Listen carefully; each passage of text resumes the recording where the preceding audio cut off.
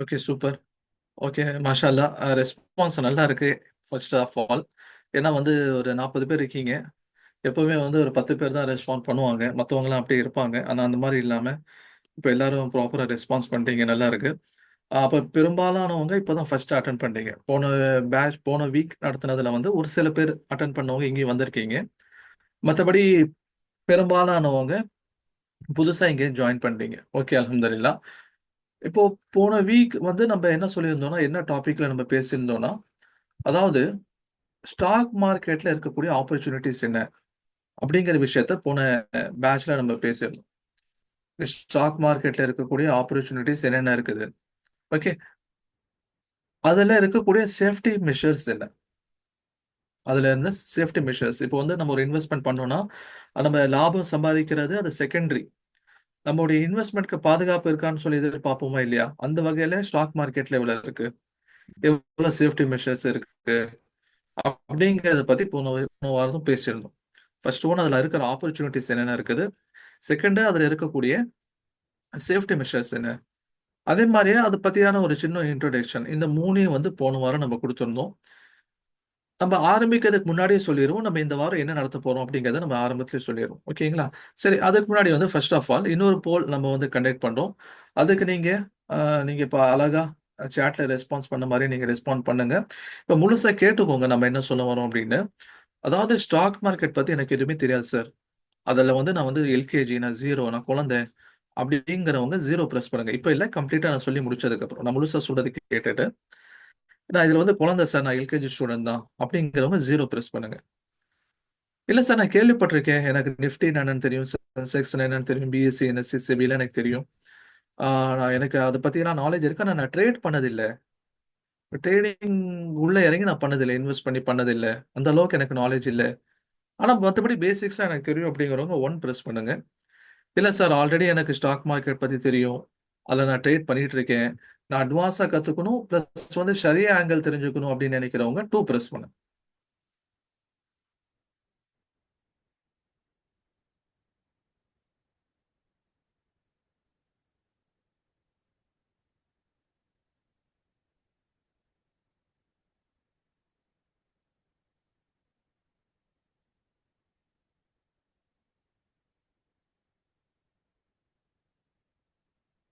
ஏன்னா நீங்க இதுல எவ்வளவு ரெஸ்பான்ஸ் கொடுக்குறீங்க அப்படிங்கறத வச்சுதான் நம்ம கண்டென்ட் உள்ள கொண்டு போக முடியும். அப்போ பாத்தீங்கன்னு சொன்னா 1010102022201220 ஜீரோ கேள்விப்பட்டிருக்கேன் அப்படிங்கறத கூட நம்ம ஜீரோ எடுத்துக்கலாம். ஒன், சரி, ஓகே, சூப்பர். இப்ப இந்த ஓரியன்டேஷன் செஷன்ல தான் மிக்சடு ரெஸ்பான்ஸ் வந்திருக்கு. ஏன்னா இதுக்கு முன்னாடி நடத்தின எல்லாத்துலயும் பாத்தீங்கன்னா ஜீரோ தான் அதிகமா வரும். ஓகே, நான் கேள்விப்பட்டிருக்கேன் அப்படின்னு தான் வருமே தவிர நான் ட்ரேட் பண்ணதில்லை. ஓகே. அதுக்கு 2 முக்கியமான காரணம். ஒண்ணு வந்து ஸ்டாக் மார்க்கெட்ட பத்தியான ஒரு தவறான புரிதல் வந்து உருவாக்கப்பட்டிருக்கு. அதுல இருக்கக்கூடிய சில சலுகைகள பத்தி நமக்கு ஒரு தெளிவான விளக்கங்கள் இல்லாதனால, நெறைய பேர் அதுலருந்து விலகி இருக்காங்க. அது ஒரு காரணம். 2வது காரணம் என்ன அப்படின்னு சொன்னா, ஆ இது வந்து ஒரு சூதாட்டம் மாதிரியான ஒரு பிம்பம் உருவாக்கப்பட்டிருக்கு. ஓகேங்களா? ஃபர்ஸ்ட் இத பத்தி தெரியல.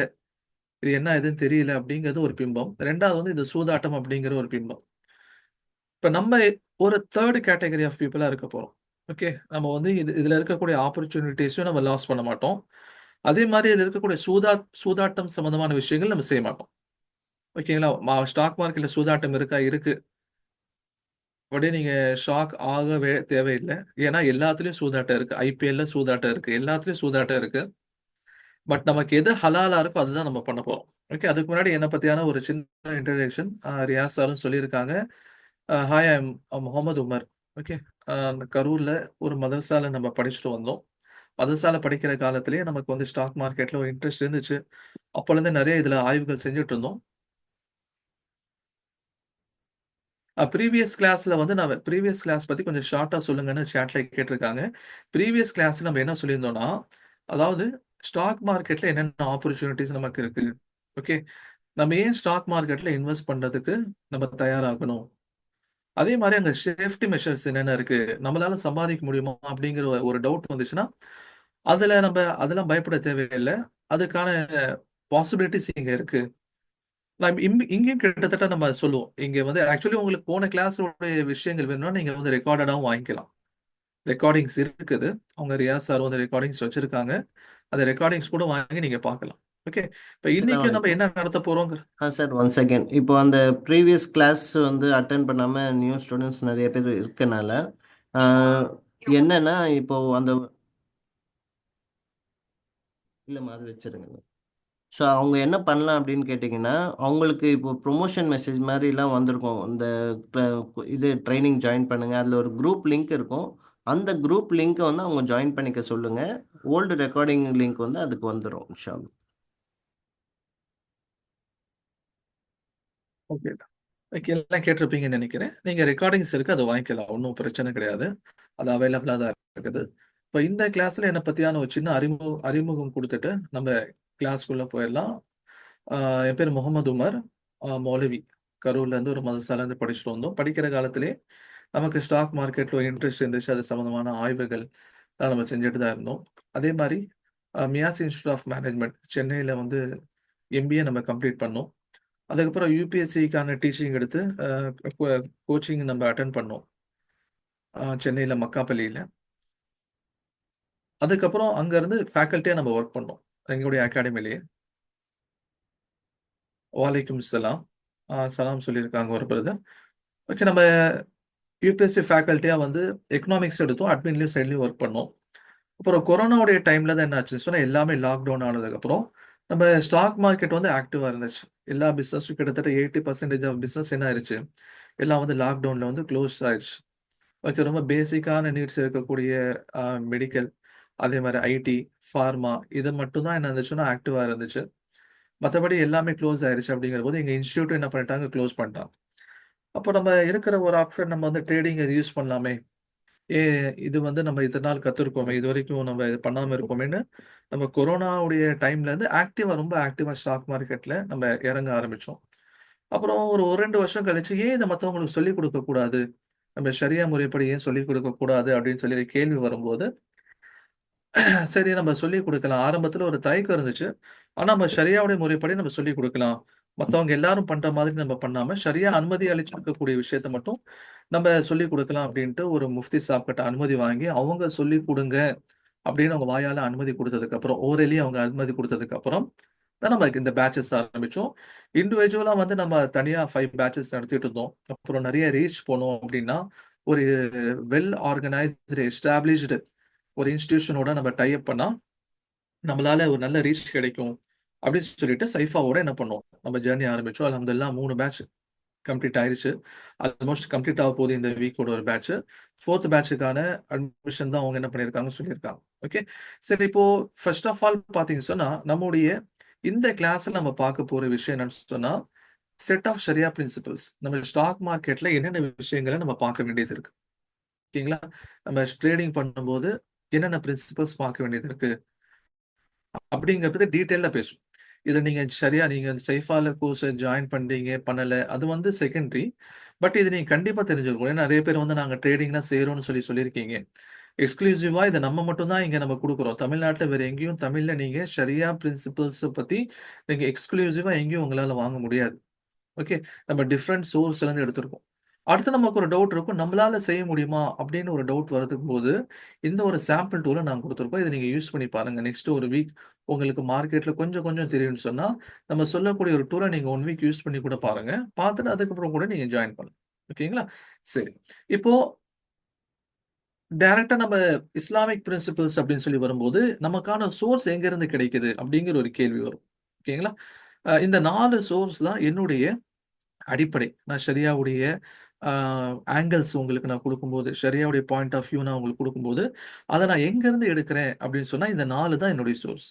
ஃபர்ஸ்ட் ஆஃப் ஆல் பார்த்தீங்கன்னு சொன்னா, தாருல் உலூம் தேவ்பந்துடைய ஃபத்வா. இந்தியாவில் இருக்கக்கூடிய ஒரு வெல் ரெகக்னைஸ்டு ஒரு இன்ஸ்டிடியூஷன் இருக்குன்னு சொன்னா, அது தாருல் உலூம் தேவ்பந்த் தான். அவங்க கொடுத்திருக்கக்கூடிய ஒரு ஃபத்வா. ஆனா அவங்க கொடுத்திருக்கக்கூடிய ஃபத்வா பார்த்தீங்கன்னு சொன்னா, ஒரு பேஸ் மட்டும் தான் நமக்கு கொடுக்குது. ஒரு வெல் எலாபரேட்டடா என்ன பண்ணலன்னா அந்த ஃபத்வாக்கள் நமக்கு கிடைக்கல. ஆனா அது வந்து ஒரு ஃபண்டமெண்டல்ஸ் நமக்கு வந்து ஃபார்ம் பண்ணி கொடுத்துட்டாங்க. ஓகேங்களா. இது வந்து ஃபர்ஸ்ட். செகண்ட் வந்து பார்த்தீங்கன்னு சொன்னா கைட்லைன்ஸ் ஃப்ரம் டிஃபரெண்ட் ஷரியா போர்டு. இப்போ வந்து ஸ்டாக் மார்க்கெட் அப்படிங்கிறது இந்தியால மட்டும் இல்ல. எல்லா நாடுகளையும் ஸ்டாக் மார்க்கெட் இருக்கு. ஓகேங்களா? அப்ப பெரும்பாலான நாடுகள்ல ஸ்டாக் மார்க்கெட் இருக்கும்போது, சில நாடுகள்ல ஷரியா போர்டு அப்படின்னு தனியா அவங்க வச்சிருக்காங்க. உதாரணமா பார்த்தீங்கன்னு சொன்னா டவ் ஜோன்ஸ் யுஎஸ்ஏ அமெரிக்காவுடைய ஸ்டாக் மார்க்கெட். அவங்க டவ் ஜோன்ஸ்ல பார்த்தீங்கன்னா ஷரியா போர்டுன்னு சொல்லி தனியா இருக்கு. அதே மாரி வந்து பாகிஸ்தான்ல பார்த்தீங்கன்னு சொன்னா அவங்களுடைய ஸ்டாக் மார்க்கெட் மீசான். அதுல தனியா ஷரியா போர்டுன்னு சொல்லியிருக்கு. அதே மாரி மலேசியால பார்த்தீங்கன்னு சொன்னா எஸ்இசின்னு சொல்லி இருக்குது. ஓகே. அது எஸ்இசிக்கு கீழ வந்து ஷரியா போர்ட் இருக்குது. அவங்க குடுத்திருக்கக்கூடிய சில விஷயங்கள், அவங்க குடுத்திருக்கக்கூடிய சில கைட்லைன்ஸ் உடைய பாயிண்ட்ஸ் நம்ம இங்க எடுத்துருக்கோம். 3வது பார்த்தீங்க அப்படின்னு சொன்னா, இந்தியாலயே வந்து வருஷா வருடம் பார்த்தீங்கன்னா, ஒரு ஃபிக்ஹ் செமினார் அப்படிங்கிறது நடக்கும். ஓகேங்களா? அந்த ஃபிக்ஹ் செமினார்ங்கிறது என்ன? இந்தியால இருக்கக்கூடிய பல பகுதிகள்ல இருக்கக்கூடிய முஃப்திகள் எல்லாம் ஒரு இடத்துல சேர்ந்து, ஒரு 3 டாபிக்ல வந்து அவங்க விவாதங்கள் செய்வாங்க. விவாதங்கள் 3 நாள் செஞ்சு, கடைசியில ஒரு ஃபைனல் ரிசல்ட்ட அவங்க வெளிய குடுப்பாங்க. அதுதான் வந்து ஃபிக்ஹ் செமினார்ன்னு சொல்லுவாங்க. ஓகே. இப்ப லாஸ்ட் இயர் பார்த்தீங்க அப்படின்னு சொன்னா, ஆ ஆ போபால்லயோ சம்திங் எங்கேயோ நடந்துச்சு. ஓகே. போபால்ல நடந்துச்சுன்னு நெனைக்கிறேன். லாஸ்ட் நவம்பர்லயோ ஏதோ.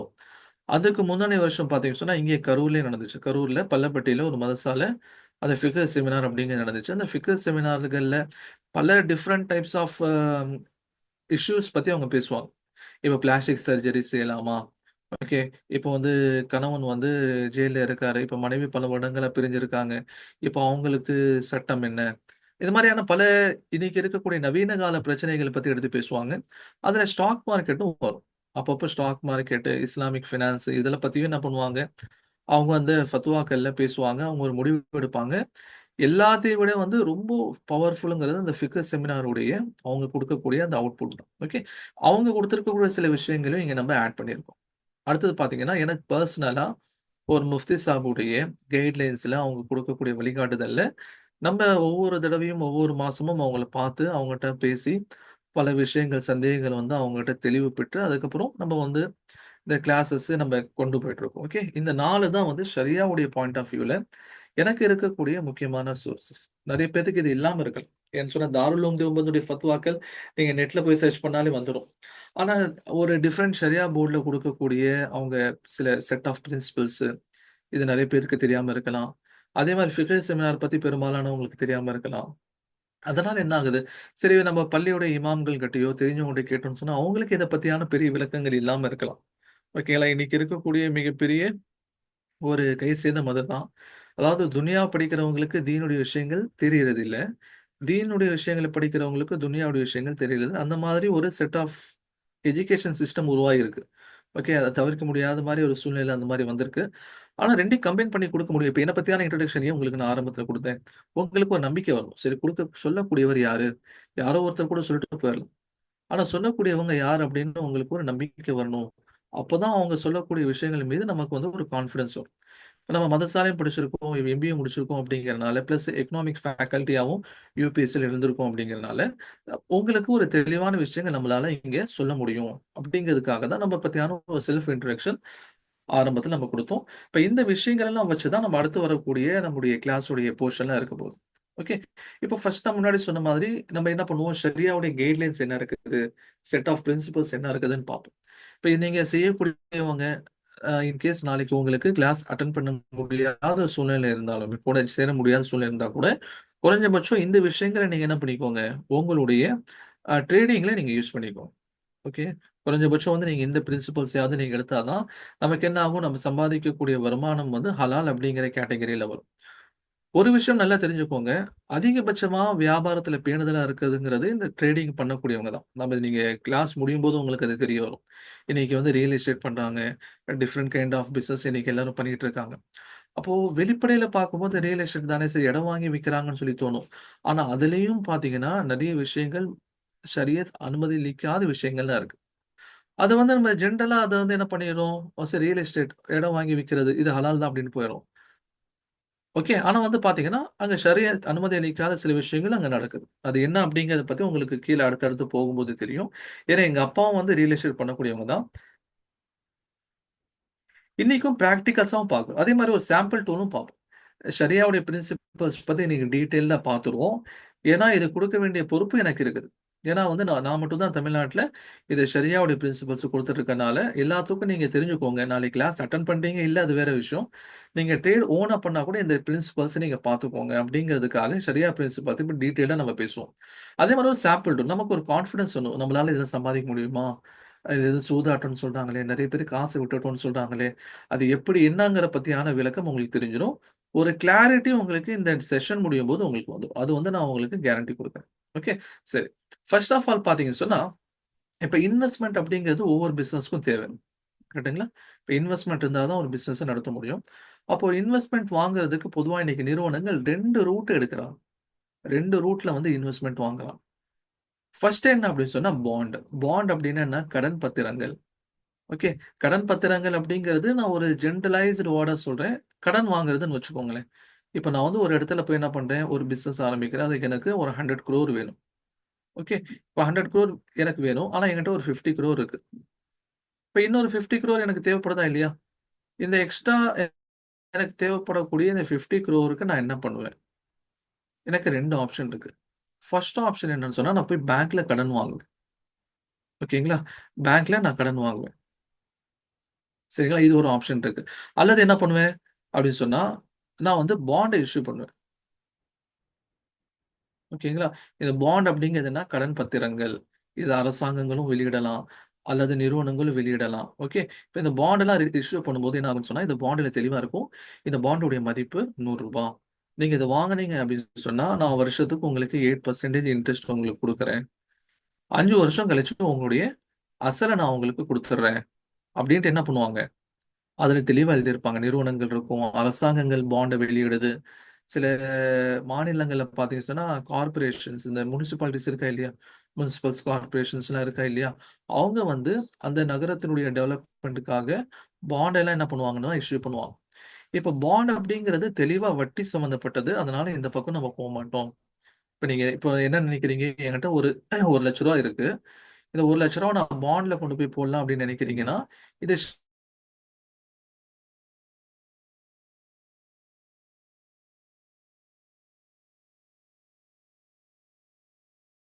நீங்க குடுக்கக்கூடியது வட்டி தான்.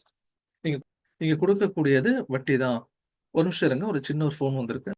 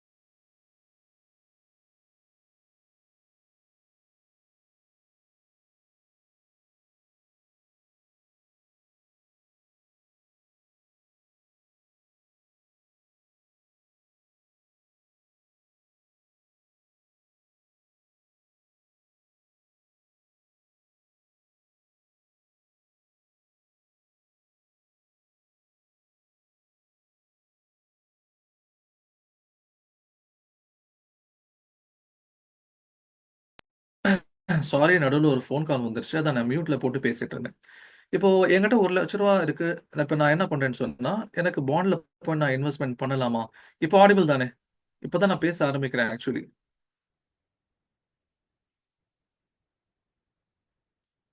இப்ப கேக்குதுங்களா வாய்ஸ்? ஓகே. மியூட்ல போட்டதுனால உங்களுக்கு கேட்டிருக்கு. அது ஒரு ஃபோன் வந்தனால.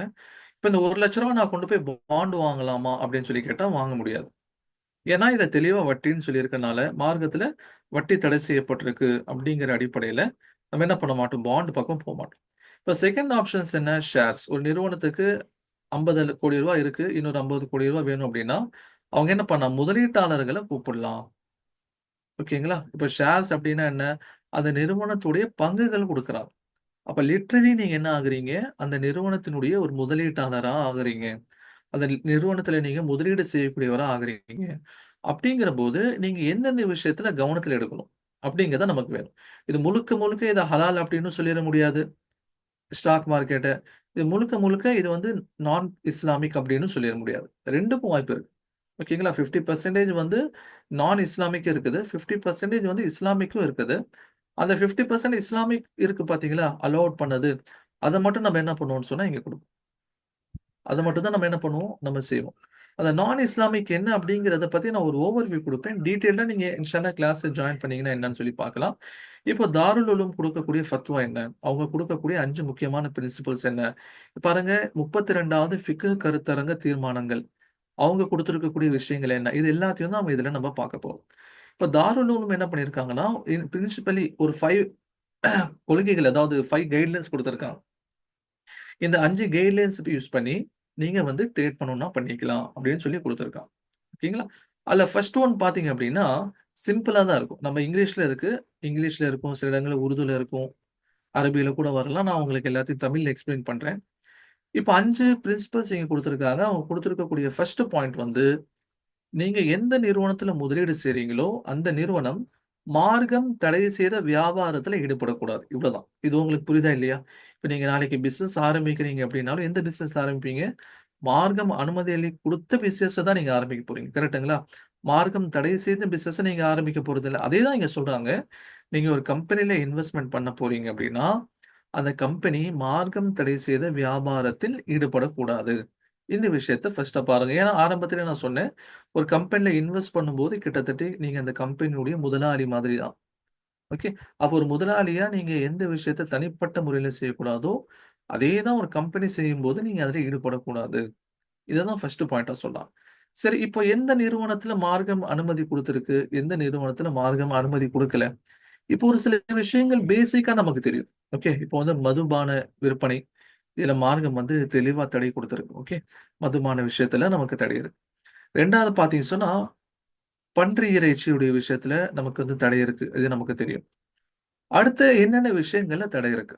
இப்போ நமக்கு ஜெனரலா தெரியறத விட, நான் முன்னாடி சொன்னேன் பார்த்தீங்களா? அந்த ஷரியா போர்டு. அவங்க சொல்லியிருக்காங்க எந்தெந்த விஷயத்துல நீங்க இன்வெஸ்ட்மென்ட் பண்ணலாம், எந்தெந்த கம்பெனில நீங்க இன்வெஸ்ட்மென்ட் பண்ணக்கூடாது. இப்ப டவ் ஜோன்ஸ்ல இருக்கக்கூடிய இஸ்லாமிக் இண்டெக்ஸ் ஸ்கிரீனிங் கிரைட்டீரியா அவங்க என்ன குடுத்திருக்காங்க?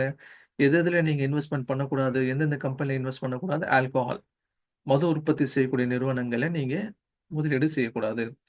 போர்க் ரிலேட்டட் ப்ராடக்ட். ஓகேங்களா? போர்க் ரிலேட்டட் ப்ராடக்ட்னா என்ன? பன்றி இறைச்சி சம்மந்தமான செய்யக்கூடிய வியாபாரங்கள் இருந்துச்சுன்னா, அதுல நீங்க முதலீடு செய்யக்கூடாது. 3வது கன்வென்ஷனல் ஃபினான்ஷியல் சர்வீசஸ். இப்போ பேங்க்ஸ், இன்சூரன்ஸ்லாம் இருக்கா இல்லையா? பேங்க்ஸ்லாம் இருக்குது. நீங்க பிரைவேட் பேங்க், கவர்மெண்ட் பேங்க்லாம் இருக்குது. எஸ்பிஐ, ஹெச்டிஎஃப்சி, ஆக்சிஸ் இந்த மாதிரியான ஆ, நிறுவனங்கள்ல நீங்க முதலீடுகள் செய்யக்கூடாது. ஓகே. அதே மாதிரி இன்சூரன்ஸ் நிறுவனங்கள் இருக்குது. அதே மாதிரி வந்து நான் பேங்கிங் ஃபினான்ஷியல் இன்ஸ்டிடியூஷன்ஸ் சொல்லுவாங்க. உதாரணமா மணப்புரம். ஓகே. அதே மாதிரி வந்து பாத்தீங்கன்னு சொன்னா ஐஐஎஃப்எல். ஓகே. அதே மாதிரி இத்தனை நிறைய கோல்டு லோன் நிறுவனங்கள்லாம் இருக்கா இல்லையா? அவங்க என்ன பண்றாங்க? ஜஸ்ட் உங்ககிட்ட கோல்டு வாங்குறாங்க, உங்களுக்கு கடன் குடுக்குறாங்க. அதுக்கு சில வட்டி வசூல் பண்ணிட்டு, நீங்க அசல குடுக்கும்போது திருப்பி குடுத்துடுறாங்க. அவங்களுடைய பேங்க்ஸ் மாதிரியே, இன்சூரன்ஸ் கம்பெனி மாதிரியே, இந்த மாரி நான் பேங்கிங் ஃபினான்ஷியல் இன்ஸ்டிடியூஷன்ஸ்ன்னு சொல்லுவாங்க. ஓகே. இந்த மணப்புரம் கோல்டு, அதே முத்தூட் கோல்டு, ஓகே. ஐஏஎஃப்எல் மாதிரியான சில நிறுவனங்கள் வட்டிக்கு குடுத்து வாங்குற மாரி நிறுவனங்கள். அந்த மாரியான நிறுவனங்கள்ல நீங்க முதலீடுகள் செய்யக்கூடாது. 4வது hotels and entertainments. Hotels and entertainments அது எது மீன் பண்றாங்க? இந்த கேஷினோ, இந்த கேம்லிங்கு, சினிமா, இந்த மாதிரி மியூசிக் இதெல்லாம் இருக்கா இல்லையா? இந்த மாதிரியான நிறுவனங்கள்ல நீங்க இப்போ பிவிஆர் அப்படிங்கிறது ஒரு என்னது? அது சினிமா சம்பந்தமான ஒரு நிறுவனம் அது. அதுவும் இதுல இருக்கு. ஸ்டாக்ல இருக்குது. லிஸ்டா இருக்குது. இப்போ பிவிஆர் சினிமாஸ்ங்கிறது சென்னையில நம்ம பார்க்குறோம். பல இடங்கள்ல அவங்க இருக்கு. இந்தியா முழுக்க அவங்க இருக்காங்க. இப்ப அந்த மாதிரியான நிறுவனங்கள்ல முதலீடு செய்ய முடியாது. அடுத்தது பாருங்க இவங்க சொல்றது tobacco and weapons and defence industries. இன்னொன்னு ஒரு விஷயம் நல்லா ஞாபகம் வச்சுக்கோங்க. இப்ப இந்த டவ் ஜோன்ஸ் குடுத்திருக்கக்கூடிய விஷயங்கள் இருக்கு பார்த்தீங்களா? அது அவங்களுடைய நாட்டினுடைய ஸ்டாக் மார்க்கெட்ட வச்சு, அவங்க நாட்டினுடைய பிசினஸ் என்விரான்மென்ட்ட வச்சு குடுத்திருக்காங்க. இப்ப பாகிஸ்தான் குடுத்திருக்கிறதும் அவங்களுடைய நாட்டினுடைய விஷயங்கள என்விரான்மென்ட்ட வச்சு குடுத்திருப்பாங்க. இப்ப மலேசியால குடுத்திருக்கிறதும் அந்த மாரி தான் இருக்கும். ஓகே. அது அப்படியே டிட்டோவா நம்முடைய நாட்ல அப்ளை ஆகுமான்னு கேட்டா, கொஞ்சம் சந்தேகம் தான். 90% அப்ளை ஆகும். 10% அப்ளை ஆகாது அப்படின்னு கூட நம்ம எடுத்துக்கலாம். இப்ப ஏன் சார் நம்மளுடைய இந்தியால வந்து என்எஸ்சி இருக்குது, பிஎஸ்சி இருக்கு. அதுக்கு கீழ ஷரியா போர்டு இல்லையான்னு கேட்டா, கிடையாது. நம்ம என்ன பண்ணல, நம்முடைய நாட்ல வந்து ஷரியா போர்டு அப்படின்னு சொல்லிட்டு ஸ்டாக் மார்க்கெட்க்கு கீழ நம்ம கொண்டு வரல. அது கொண்டு வராததனுடைய அத பத்தியான அவேர்னஸ் பெருசா இல்லல்ல. மத்த நாடுகள்ல வந்து மக்களும் அத பத்தி கொண்டு வரதுல ஒண்ணும் ப்ராப்ளம் இல்ல. அந்த நாட்டிலேயும் வந்து அத பத்தியான ப்ராப்ளம் இல்ல. ஓகே. இப்போ உதாரணமா பார்த்தீங்க சொன்னா இங்கிலாந்துலலாம் வந்து யூரோப்லலாம் பார்த்தீங்கன்னா இஸ்லாமிக் பேங்கிங் இருக்கு. Okay. ITC is a tobacco company but they also sell FMCG product. அதான் சொல்றேன். உங்களுக்கு டவுட் இருந்துச்சுன்னா நீங்க கடைசியில நான் உங்களுக்கு ஒரு டைம் தருவேன். நீங்க நோட் பண்ணி வச்சுட்டு நீங்க அந்த டவுட்ட நீங்க கடைசியா கேளுங்க. ஓகேங்களா? ஏன்னா இல்ல உங்களுக்கு ஃப்ளோ அடிபடும். ஃப்ளோ வந்து உங்களுக்கு மிஸ் ஆக ஆரம்பிச்சுரும். டவுட் இருந்துச்சுன்னா நீங்க நோட் பண்ணி வச்சுக்கோங்க. கடைசியில ஒரு 10, 15 மினிட்ஸ் நம்ம அந்த டவுட் கிளாரிஃபிகேஷன் குடுப்போம். அப்போ நீங்க கேட்கலாம்.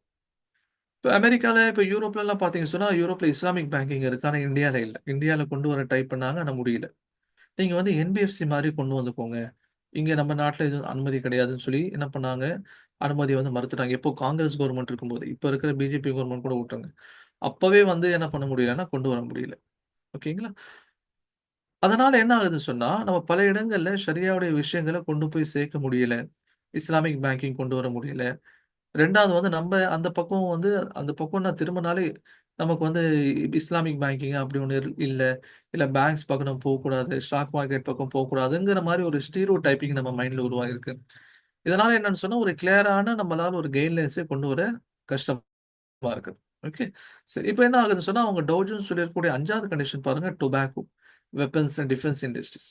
இப்போ ஒரு பிரதர் வந்து சாட்ல என்ன கேட்டாருன்னா, ஐடிசி வந்து டொபாக்கோ அவங்க பண்றாங்க. அதோட சேர்த்து அவங்க மத்த ப்ராடக்ட்டும் குடுக்குறாங்கன்ட்டு. நீங்க ஐடிசிய விடுங்க. இப்ப தமிழ்நாட்டுல ஒரு ஊர்ல பார்த்தீங்கன்னு சொன்னா, டொபாக்கோ இண்டஸ்ட்ரிய பேஸ் பண்ணியே ஒரு ஊர் இருக்குது. இஸ்லாமிய ஊர். ஓகேங்களா? இப்ப பல இடங்கள்ல பார்த்தீங்கன்னு சொன்னா, முஸ்லிம்கள் வந்து இந்த பீடி ஒட்டுற தொழில்லலாம் இருக்காங்க. கரெக்ட்டுங்களா? இப்ப பீடி ஒட்டுற தொழில்ல பல இஸ்லாமியர்கள் இருக்காங்க. இப்ப யுபில நான் பார்த்துருக்கேன். பீடி பிசினஸ் பண்ணக்கூடிய ஒருத்தரு பள்ளிவாசல் கட்டி குடுத்திருக்காரு. அப்ப நம்ம நாட்டுல வந்து டொபாக்கோ எப்படி மத்த நாடுகள்ல வந்து ஸ்ட்ரிக்ட்லி புரோஹிபிட்டடா இருக்கோ, அந்த மாரி நம்ம நாட்டுல இல்ல. ஓகே. கொஞ்சம் வந்து இந்த டொபாக்கோடைய விஷயத்துல கொஞ்சம் லிபரலைஸ் பண்ணியிருக்காங்க. பீடிலாம் வந்து டொபாக்கோல தானே வரும். இப்ப திருச்சியில, இன்னும் பல நகரங்கள்லாம் பார்த்தீங்கன்னு சொன்னா, டொபாக்கோவ பேஸ் பண்ணி இருக்கக்கூடிய கம்யூனிட்டி இருக்காங்க. முஸ்லிம் கம்யூனிட்டி. அத வச்சே அவங்க அந்த பகுதிகள்ல பிசினஸ் அப்படிங்கிறது இருக்குது. ஓகேங்களா? இப்போ அவங்களுக்கு நம்ம இந்த டொபாக்கோவே கூடாதுன்னா, அந்த பிசினஸே கூடாதுன்னு ஆயிரும்ல. அதனால டொபாக்கோடைய விஷயத்துல மத்த நாடுகள்ல கொஞ்சம் ஸ்ட்ரிக்ட்லி அத புரோஹிபிஷன் இருக்கு. நம்ம நாட்டுல கொஞ்சம் அத லிபரலைஸ் பண்ணியிருக்காங்க. ஓகே. இப்ப 2வது பார்த்தீங்கன்னா, வெப்பன்ஸ் அண்ட் டிஃபென்ஸ் இண்டஸ்ட்ரீஸ். அமெரிக்கால வந்து வெப்பன்ஸ் அண்ட் டிஃபென்ஸ் இண்டஸ்ட்ரீஸ பொறுத்தவரைக்கும், அவங்களுடைய ஷரியா போர்டு அந்த மாரியான நிறுவனங்கள்ல முதலீடு செய்யக்கூடாதுங்கிறாங்க. ஏன்னா, எல்லாத்துக்கும் தெரியும், எல்லா நாடுகளுக்கும் வெப்பன்ஸ ஏற்றுமதி செய்யக்கூடியது அமெரிக்கா. இப்போ ரீசென்ட்டா நடக்கக்கூடிய காசாவுடைய பிரச்சனையா இருக்கட்டும். ஓகே. இப்போ ட்ரம்ப் என்ன சொல்றாரு? நாங்க வந்து காசாவ டேக் ஓவர் பண்ணிக்கிறோம். ஏன்னா, அங்க வந்து சில அன்எக்ஸ்ப்ளோடட் பாம்ப்ஸ்லாம் இருக்குது. அத நாங்க அனுப்பிச்சனால, எங்களுடைய எக்ஸ்பெர்ட் டீம் போய் தான் அத என்ன பண்ண முடியும்? டிஃப்யூஸ் பண்ண முடியும். அதெல்லாம் நாங்க எடுத்துக்கிறோம். ஃபுல்லா கிளீன் பண்ணி தர்றோம் அப்டின்ட்டுலாம் பேசிட்டு இருந்தாரு. அப்புறம் நெறைய எதிர்ப்புகள் வந்ததுக்கப்புறம் அந்த ஐடியாவ ட்ராப் பண்ணிட்டாருன்னு சொல்லி வைங்க. இப்ப அவங்க பல நாடுகளுக்கு இந்த மாரியான மக்கள கொல்லக்கூடிய, அப்பாவிகள கொல்லக்கூடிய வெப்பன்ஸ் அனுப்பி வைக்கிறாங்க. அதனால அவங்க நாட்டினுடைய டிஃபென்ஸ் இண்டஸ்ட்ரீஸ்ல இன்வெஸ்ட்மென்ட் பண்றது கூடாது. ஆனா, அதே நம்ம நாட்ல அப்படியே டிட்டோவா செட் ஆகுமா? இப்ப இந்தியால பார்த்தீங்கன்னா, நம்ம வந்து டிஃபென்ஸ் ப்ரொக்யூர்மென்ட்ங்கிறது நம்ம எந்த நாட்டு மேலயும் வந்து படையெடுப்புகள் செய்றதில்ல. அமெரிக்கா செய்ற மாரியோ, இல்ல மத்த எந்த நாடுகளுக்கோ ஆயுதங்கள்லாம் பெருசா ஏற்றுமதி செய்றதில்ல. ஏன்னா, நம்ம கிட்டயே வந்து போதுமான ஆயுதங்கள் இல்ல. நம்ம ரஷ்யா கிட்ட இருந்து வாங்குறோம். அதே மாரி சில பொருட்கள் வந்து அமெரிக்கா கிட்ட இருந்து வாங்குறோம். ஓகே. இப்ப இந்த மாரி நம்பளே மத்தவங்கள சார்ந்து இருக்கும்போது, நம்ம நாட்ல இருக்கக்கூடிய சின்ன சின்ன டிஃபென்ஸ் இண்டஸ்ட்ரீஸ்ல இன்வெஸ்ட்மென்ட் பண்றது கூடாது அப்படிங்கிறது சொல்ல முடியுமாங்கிறது எனக்கு தெரியல. அதுதான் விஷயம். ஓகே. அமெரிக்காவுடைய நிறுவனங்கள்ல தெளிவா கூடாதுன்னு சொல்லிடலாம். ஏன்னா, அவங்க வந்து அப்பாவி மக்கள கொல்றதுக்காக வெப்பன்ஸ் அனுப்புறாங்க. ஆனா, நம்முடைய நாட பொறுத்தவரைக்கும் சின்ன ஒரு என்வைரன்மென்ட் தான் டிஃபென்ஸ் இண்டஸ்ட்ரீஸ பொறுத்தவரைக்கும். பர்ட்டிகுலரா நம்ம வாங்கக்கூடிய எல்லா டிஃபென்ஸ் எக்யூப்மென்ட்ஸும் நம்முடைய நாட்டினுடைய பாதுகாப்புக்கு தான் வாங்குறோம். ஓகேங்களா? நம்ம வந்து கத்தி வாங்குறோம்னா, நான் என்ன பண்ணல, கத்திய வந்து யாரையும் குத்துறதுக்கு நான் வாங்கல. என்னோட வீட்ல காய்கறி அறுக்க தான் வாங்குறேன். அப்ப கத்தி வாங்குறது குத்தம்னு சொல்ல முடியாதுல்ல. அதே மாதிரி இந்தியால நம்ம வாங்கக்கூடிய இருக்கக்கூடிய டிஃபென்ஸ் இண்டஸ்ட்ரீஸ் இப்ப HAL இருக்குது. Hindustan aeronauticals limited. இவங்க வந்து என்ன பண்றாங்க, இந்தியா ஆர்மிக்கு, மிலிட்டரிக்கு தேவையான ஹெலிகாப்டர்ஸ் ரெடி பண்றாங்க. அதே மாரியான சில நிறுவனங்கள் என்ன பண்றாங்க, மிலிட்டரிக்கு தேவையான பாதுகாப்பு உபகரணங்களுக்கு வாங்குறதுக்காக ரெடி பண்றாங்க. இதெல்லாம் இருக்குது. ஓகே. அதனால தான் சொல்றேன், டிட்டோவா இதெல்லாம் அப்படியே வந்து அப்ளை ஆகுமா? அப்படிங்கிறது ஒரு கேள்விக்குறியான விஷயம். இப்போ இந்த டவ் ஜோன்ஸ் சொல்லிட்டாங்க, இந்தந்த மாரியான விஷயங்கள நீங்க இன்வெஸ்ட்மென்ட் பண்ணக்கூடாதுன்னு சொல்லிட்டு. இப்போ மலேசியால இருக்கக்கூடிய SEC அவங்களுடைய ஷரியா போர்டு என்ன சொல்லுது? அவங்க சில விஷயங்கள சொல்றாங்க. ஓகே. இப்ப பாருங்க, அவங்களும் டவ் ஜோன்ஸ் சொன்ன விஷயங்களும் சொல்றாங்க, புதுசா சில விஷயங்களும் சொல்றாங்க. இப்போ உதாரணமா மேனுஃபேக்சர் ஆர் சேல் ஆஃப் நான் ஹலால் ப்ராடக்ட்ஸ் ஆர் ரிலேட்டட் ப்ராடக்ட்ஸ். இப்போ டவ் ஜோன்ஸ் சொன்னது வந்து போர்க் ரிலேட்டட் ப்ராடக்ட் மட்டும் தான் சொல்லியிருந்தாங்க. ஓகேங்களா? ஆனா மலேசியாவோட எஸ்சிசி நான் ஹலால் ப்ராடக்ட்ன்ட்டாங்க. இப்போ வந்து நீங்க வந்து ஒரு மட்டன் தான் சேல் பண்றீங்க. ஆனா அந்த மட்டனே வந்து நான் ஹலாலா இருக்குதுன்னு வைங்க. உதாரணமா பிஸ்மில்லா சொல்லாம அறுத்துட்டாங்க. இப்ப அந்த மட்டன் அப்படிங்கிறது நான் ஹலால் தானே. அப்ப அந்த மட்டனை அந்த மாதிரியான மட்டனை எக்ஸ்போர்ட் பண்ணக்கூடிய நிறுவனத்துல நீங்க முதலீடு செய்யக்கூடாது. இவங்களுடைய வாதம். நான் ஹலால் அது வந்து போர்க்கா இருக்கணும் அப்படிங்கிறது மட்டும் அவசியம் கிடையாது. அது வந்து நீங்க சிக்கனா இருந்தாலும் சரி, மட்டனா இருந்தாலும் சரி, பீஃபா இருந்தாலும் சரி, நான் ஹலாலா இருந்துச்சுன்னு சொன்னா, அதுல நீங்க என்ன பண்ணக்கூடாது? முதலீடுகள் செய்யக்கூடாது. 1. 2வது என்ன? Conventional insurance, entertainment activities that are non permissible according to ஷரியத். முன்னாடி சொன்னது தான். Insurance company, banking company, entertainment இந்த பிவிஆர் சினிமா இந்த மாதிரியான விஷயங்கள்ல நீங்க இன்வெஸ்ட்மென்ட் பண்ணக்கூடாது. 3வது என்னது? Manufacture or sale of tobacco based product or related product. இவங்களும் பாருங்க டொபாக்கோ ப்ராடக்ட் வந்து இவங்களும் தடை விதிக்கிறாங்க. ஆனா இதே தடையை நம்ம இந்தியாவில் விதிக்க முடியுமா? முடியாது. ஓகே. 4வது என்ன? Stock broking or share trading in ஷரியா நான் அப்ரூவ்டு செக்யூரிட்டிஸ். சில நிறுவனங்கள் இருக்கும், சில ஸ்டாக் புரோக்கர்ஸ் இருப்பாங்க. இப்போ வந்து நீங்க ஷேர்ஸ் வாங்கணும்னாலும் டைரக்டா வாங்க முடியுமான்னா முடியாது. நீங்க ஒரு புரோக்கர் கிட்ட அக்கௌண்ட் ஓபன் பண்ணணும். அந்த அக்கௌண்ட்டுக்கு பேர் வந்து டிமேட் அக்கௌண்ட்னு சொல்லுவாங்க. ஓகே. அந்த அக்கௌண்ட்டுக்கு என்ன பேரு? Demat account. அந்த டிமேட் அக்கவுண்ட் மூலியமா தான் நீங்க ஸ்டாக்ஸ வாங்கவோ, விற்கவோ உங்களால முடியும். ஓகே. வாங்கவும், விற்கவும் முடியும். இப்ப சில நிறுவனங்கள் வந்து என்ன பண்ணும்னா, நான் முன்னாடியே சொன்னேன் 50% தான் மார்க்கெட்ல ஹலாலா இருக்கு. இது ஸ்டாக் மார்க்கெட் ஹலாலா இருக்கு. 50% நான் ஹலாலா, நான் இஸ்லாமிக்கா இருக்கு. இப்ப இந்த நான் இஸ்லாமிக்கா இருக்கக்கூடிய விஷயத்துல இருந்து என்ன பண்றாங்க? இந்த ஸ்டாக் புரோக்கர் சம்பாதிக்கிறாங்க. அதனால ஸ்டாக் புரோக்கர் பண்ணக்கூடிய அவங்களுடைய கம்பெனியே லிஸ்டா இருந்துச்சுன்னா, நீங்க என்ன பண்ணக்கூடாது? அந்த ஸ்டாக்ஸ நீங்க வாங்கக்கூடாது. உதாரணமா பார்த்தீங்கன்னா, ஐஐஎஃப்எல். ஐஏஎஃப்எல் அப்படிங்கிறது என்னது? ஸ்டாக் புரோக்கராவும் இவங்க ஈடுபடுறாங்க. இ இ நீங்க வந்து இவங்க கிட்ட டிமேட் அக்கவுண்ட் ஓப்பன் பண்ணி வச்சுக்கிட்டு ஸ்டாக்ஸ் வாங்க முடியும். அதே மாரி இந்த ஐஏஎஃப்எல் அப்படிங்கிறவங்க என்ன பண்ணாங்கன்னா, இவங்களுடைய கம்பெனி வந்து மார்க்கெட்ல லிஸ்ட் பண்ணியிருக்காங்க. ஓகேங்களா? இந்த ஸ்டாக்ஸே உங்களால வாங்க முடியும். ஆனா நம்ம வாங்குவோமான்னா வாங்க மாட்டோம். ஏன்? ஏன் சொன்னா இவங்க நான் ஷரியா நான் பெர்மிசிபிள் ட்ரேடிங் மூலியமா என்ன பண்றாங்கன்னா, இவங்க இன்கம் ஏர்ன் பண்றாங்க. உங்க இன்கம் ஏர்ன் பண்றனால, இவங்களால என்ன பண்ண முடியாது? இந்த ஸ்டாக்ஸ் நம்ம வாங்க முடியாது. ஓகேங்களா? இவங்க கோல்டு லோனும் குடுக்குறாங்க. அது வேற வேற விஷயம். உதாரணத்துக்கு சொல்றேன். இப்ப இவங்க வந்து கோல்டு லோன் குடுக்கலன்னு வச்சுக்கோங்க. ஜஸ்ட் ஒரு ஸ்டாக் புரோக்கரா மட்டும் இருந்தாலுமே கூட, இவங்களுடைய கம்பெனி லிஸ்ட்டா இருந்தா, இந்த கம்பெனி நம்ப வாங்கக்கூடாது. ஓகே. சில பேருக்கு புதுசா இருக்கிறவங்களுக்கு இது புரியாம இருக்கலாம். நீங்க ரியல் மார்க்கெட்ல வரும்போது அது உங்களுக்கு புரியும். ஆல்ரெடி ட்ரேட் பண்றவங்களுக்கு நான் சொல்லக்கூடிய விஷயம் என்னங்கிறது புரிய வரும். ஓகேங்களா? இது மலேசியால இருக்கக்கூடிய அவங்களுடைய ஷரியா ஸ்கிரீனிங்ல இருக்கக்கூடிய சில விஷயங்கள். அதுக்கடுத்து மீசான். பாகிஸ்தானுடைய பாருங்க ரொம்ப சிம்பிளா இருக்கும். ஓகே. இப்ப கம்பெனிஸ் டீலிங் இன் ஆல்கோஹால். மதுபான கம்பெனில நீங்க முதலீடு செய்யக்கூடாது. போர்க் ரிலேட்டட் ப்ராடக்ட். பன்றி இறைச்சி சம்பந்தமான விஷயத்துல முதலீடு செய்யக்கூடாது. Conventional banks, insurance company, leasing company, tobacco முன்னாடி சொன்ன விஷயங்கள். அப்ப எல்லாமே பார்த்தீங்கன்னு சொன்னா, சில விஷயங்கள் நமக்கு ஈஸியா புரிய வரும். ஓகே. இந்த கம்பெனி இந்த நிறுவனங்கள்ல முதலீடு செய்யக்கூடாது. அதுல ஆல்கோஹால் வந்துருது, போர்க் வந்துருது, பேங்க் வந்துருது, இன்சூரன்ஸ் வந்துருது, என்டர்டெயின்மென்ட் கம்பெனி. அதே மாரி பார்த்தீங்கன்னு சொன்னா வந்து நான் ஹலால் ஃபுட் சொல்றாங்க.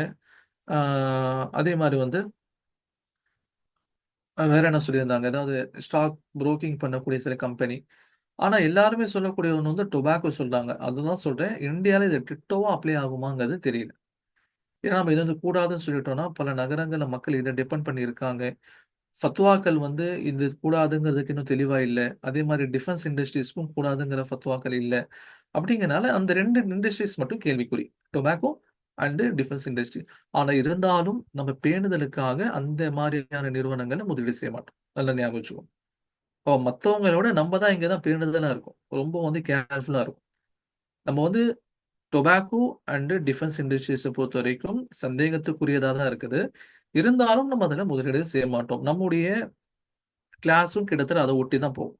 சரி என்ன சார் இதெல்லாம் வந்து பேங்க் செய்யக்கூடாதுன்ட்டீங்க, இன்சூரன்ஸ் செய்யக்கூடாதுன்ட்டீங்க, அ அ டிஃபென்ஸு, டொபாக்கோலாம் போட்டா நம்ம எந்த கம்பெனில தான் சார் இன்வெஸ்ட் பண்ண முடியும் அப்டின்னா, இந்த எல்லாத்தையும் நீங்க கழிச்சுட்டு பார்த்தீங்கன்னா, 80% ஆஃப் கம்பெனிஸ் உங்களுக்கு நிக்கும். ஓகேங்களா? இந்த சொல்றாங்களா இல்லையா, இந்த இந்த இண்டஸ்ட்ரீஸ செய்யக்கூடாது, செய்யக்கூடாது. அது எல்லாத்தையும் கழிச்சுட்டு நம்ம ஏதாவது கம்பெனி இருக்குமா? இல்ல வந்து ரொம்ப லிமிட்டடான கம்பெனிமா இருக்கும் மட்டும் தான் இருக்குமான்னு பயப்பட தேவையில்ல. 80% ஆஃப் கம்பெனி பாஸ் ஆயிரும் இந்த கிரைட்டீரியா கீழ. மீதி 20% கம்பெனி தான் இந்த கிரைட்டீரியால ஃபெயில் ஆகும். அப்போ உங்களுக்கு 80 கம்பெனி என்ன இருக்கும்? இன்வெஸ்ட்மென்ட் பண்றதுக்கு அவைலபிளா இருக்கு. இது ஃபர்ஸ்ட் கண்டிஷன். செகண்ட் கண்டிஷன் என்ன சொல்லியிருக்காங்க தாருல் ஃபத்வால பார்த்தீங்கன்னா, இப்போ ஒரு நிறுவனம் இருக்குன்னு சொல்லி வைங்களேன். இப்போ ஒரு நிறுவனம் இருக்குது. அந்த நிறுவனத்துல நீங்க என்ன பண்ணீங்கன்னா, ஒரு முதலீடு செய்றீங்க. அந்த நிறுவனத்துடைய பேர் வந்து ஏபிசி கம்பெனின்னு வச்சுக்கோங்க. இந்த நிறுவனத்துல நீங்க என்ன பண்ணீங்க, இவங்க ஐபிஓ இஷ்யூ பண்றாங்க. ஐபிஓனா இனிஷியல் பப்ளிக் ஆஃபரிங். முதல் தடவை ஸ்டாக்ஸ் இஷ்யூ பண்றதுக்கு தான் இந்த ஐபிஓன்னு சொல்லலாம். இப்போ வந்து என்ன பண்ணிட்டாங்க, உங்களுக்கு கிடைச்சிருச்சு. ஐபிஓல அலாட்மெண்ட் கிடைச்சிருச்சு.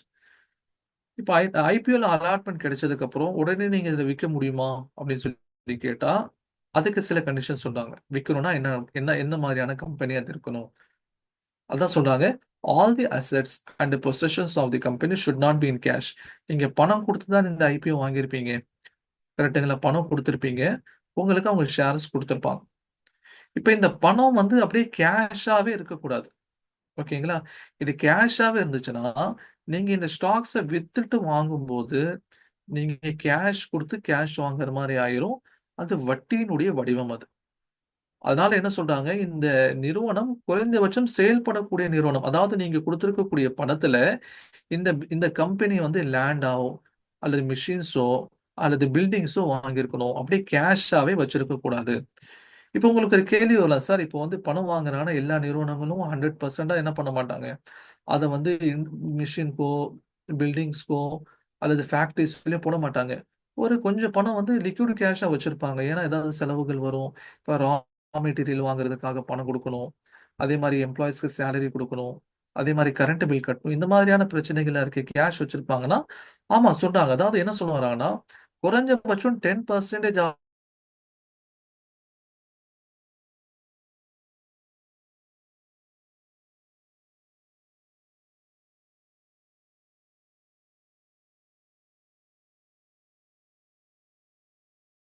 வந்து பில் அல்லது லேண்ட்ல இன்வெஸ்ட் பண்ணியிருக்கணும். நான் இந்த 10% யார் சொல்றா? நான் சொல்லல. ஷரியா போர்டு சொல்லுது. ஓகேங்களா? நான் சொல்லல. யார் சொல்றா? ஷரியா போர்டு தான் இதுக்கு சொல்லுது. சரிங்களா? இப்ப எங்க ஷரியா போர்டு எங்க சொல்லுது? அடுத்தடுத்த ஸ்லைடுல அத பார்க்கலாம். இப்ப சொல்ல வர விஷயம் என்னன்னு புரியுதுங்களா? நீங்க ஒரு கம்பெனில இன்வெஸ்ட் பண்றீங்கன்னா, அது வெறும் கேஷா மட்டும் இருக்கக்கூடாது. குறைஞ்சது 10% ஆவது என்ன இருக்கணும்? அது அசெட்டா மாறி இருக்கணுங்கிறாங்க. இப்ப இந்த கண்டிஷன்ஸ் பத்தி நம்ம பெருசா பயப்பட வேண்டிய தேவையில்லை. ஏன்னு வச்சுக்கோங்க, எல்லா நிறுவனங்களும் ஆரம்பிச்ச அடுத்த நாளே என்ன பண்ண மாட்டாங்கன்னா, ஸ்டாக் மார்க்கெட்டுக்கு வரமாட்டாங்க. ஓகே. ஒரு 5 வருஷம், 10 வருஷம் அவங்க வந்து பிசினஸ் பண்ணிட்டு, அதுக்கப்புறம் அவங்களுடைய பிசினஸ் எக்ஸ்பேண்ட் பண்றதுக்கு தேவை இருந்தா மட்டும் தான், அவங்க என்ன பண்ணுவாங்கன்னா, ஸ்டாக் மார்க்கெட் கிட்டயே வருவாங்க. இப்போ உதாரணமா பாருங்க ஒரு கம்பெனி.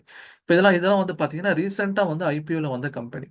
இப்ப இண்டோஃபார்ம் எக்யூப்மென்ட், யூனிமேக் ஏரோஸ்பேஸ், அதே மாரி வந்து ராரோ இந்தியா லிமிடெட், செனோர் பார்மசூட்டிகல்ஸ், வென்டிவ் ஹாஸ்பிட்டாலிட்டி இதான் ரீசெண்டா வந்து ஐபிஓ. டேட்டை பார்த்தாலே உங்களுக்கு தெரியும். டிசம்பர்ல ஓப்பன் ஆகி ஜனவரி வரைக்கும் உங்களுக்கு டேட் கொடுத்துருக்காங்க.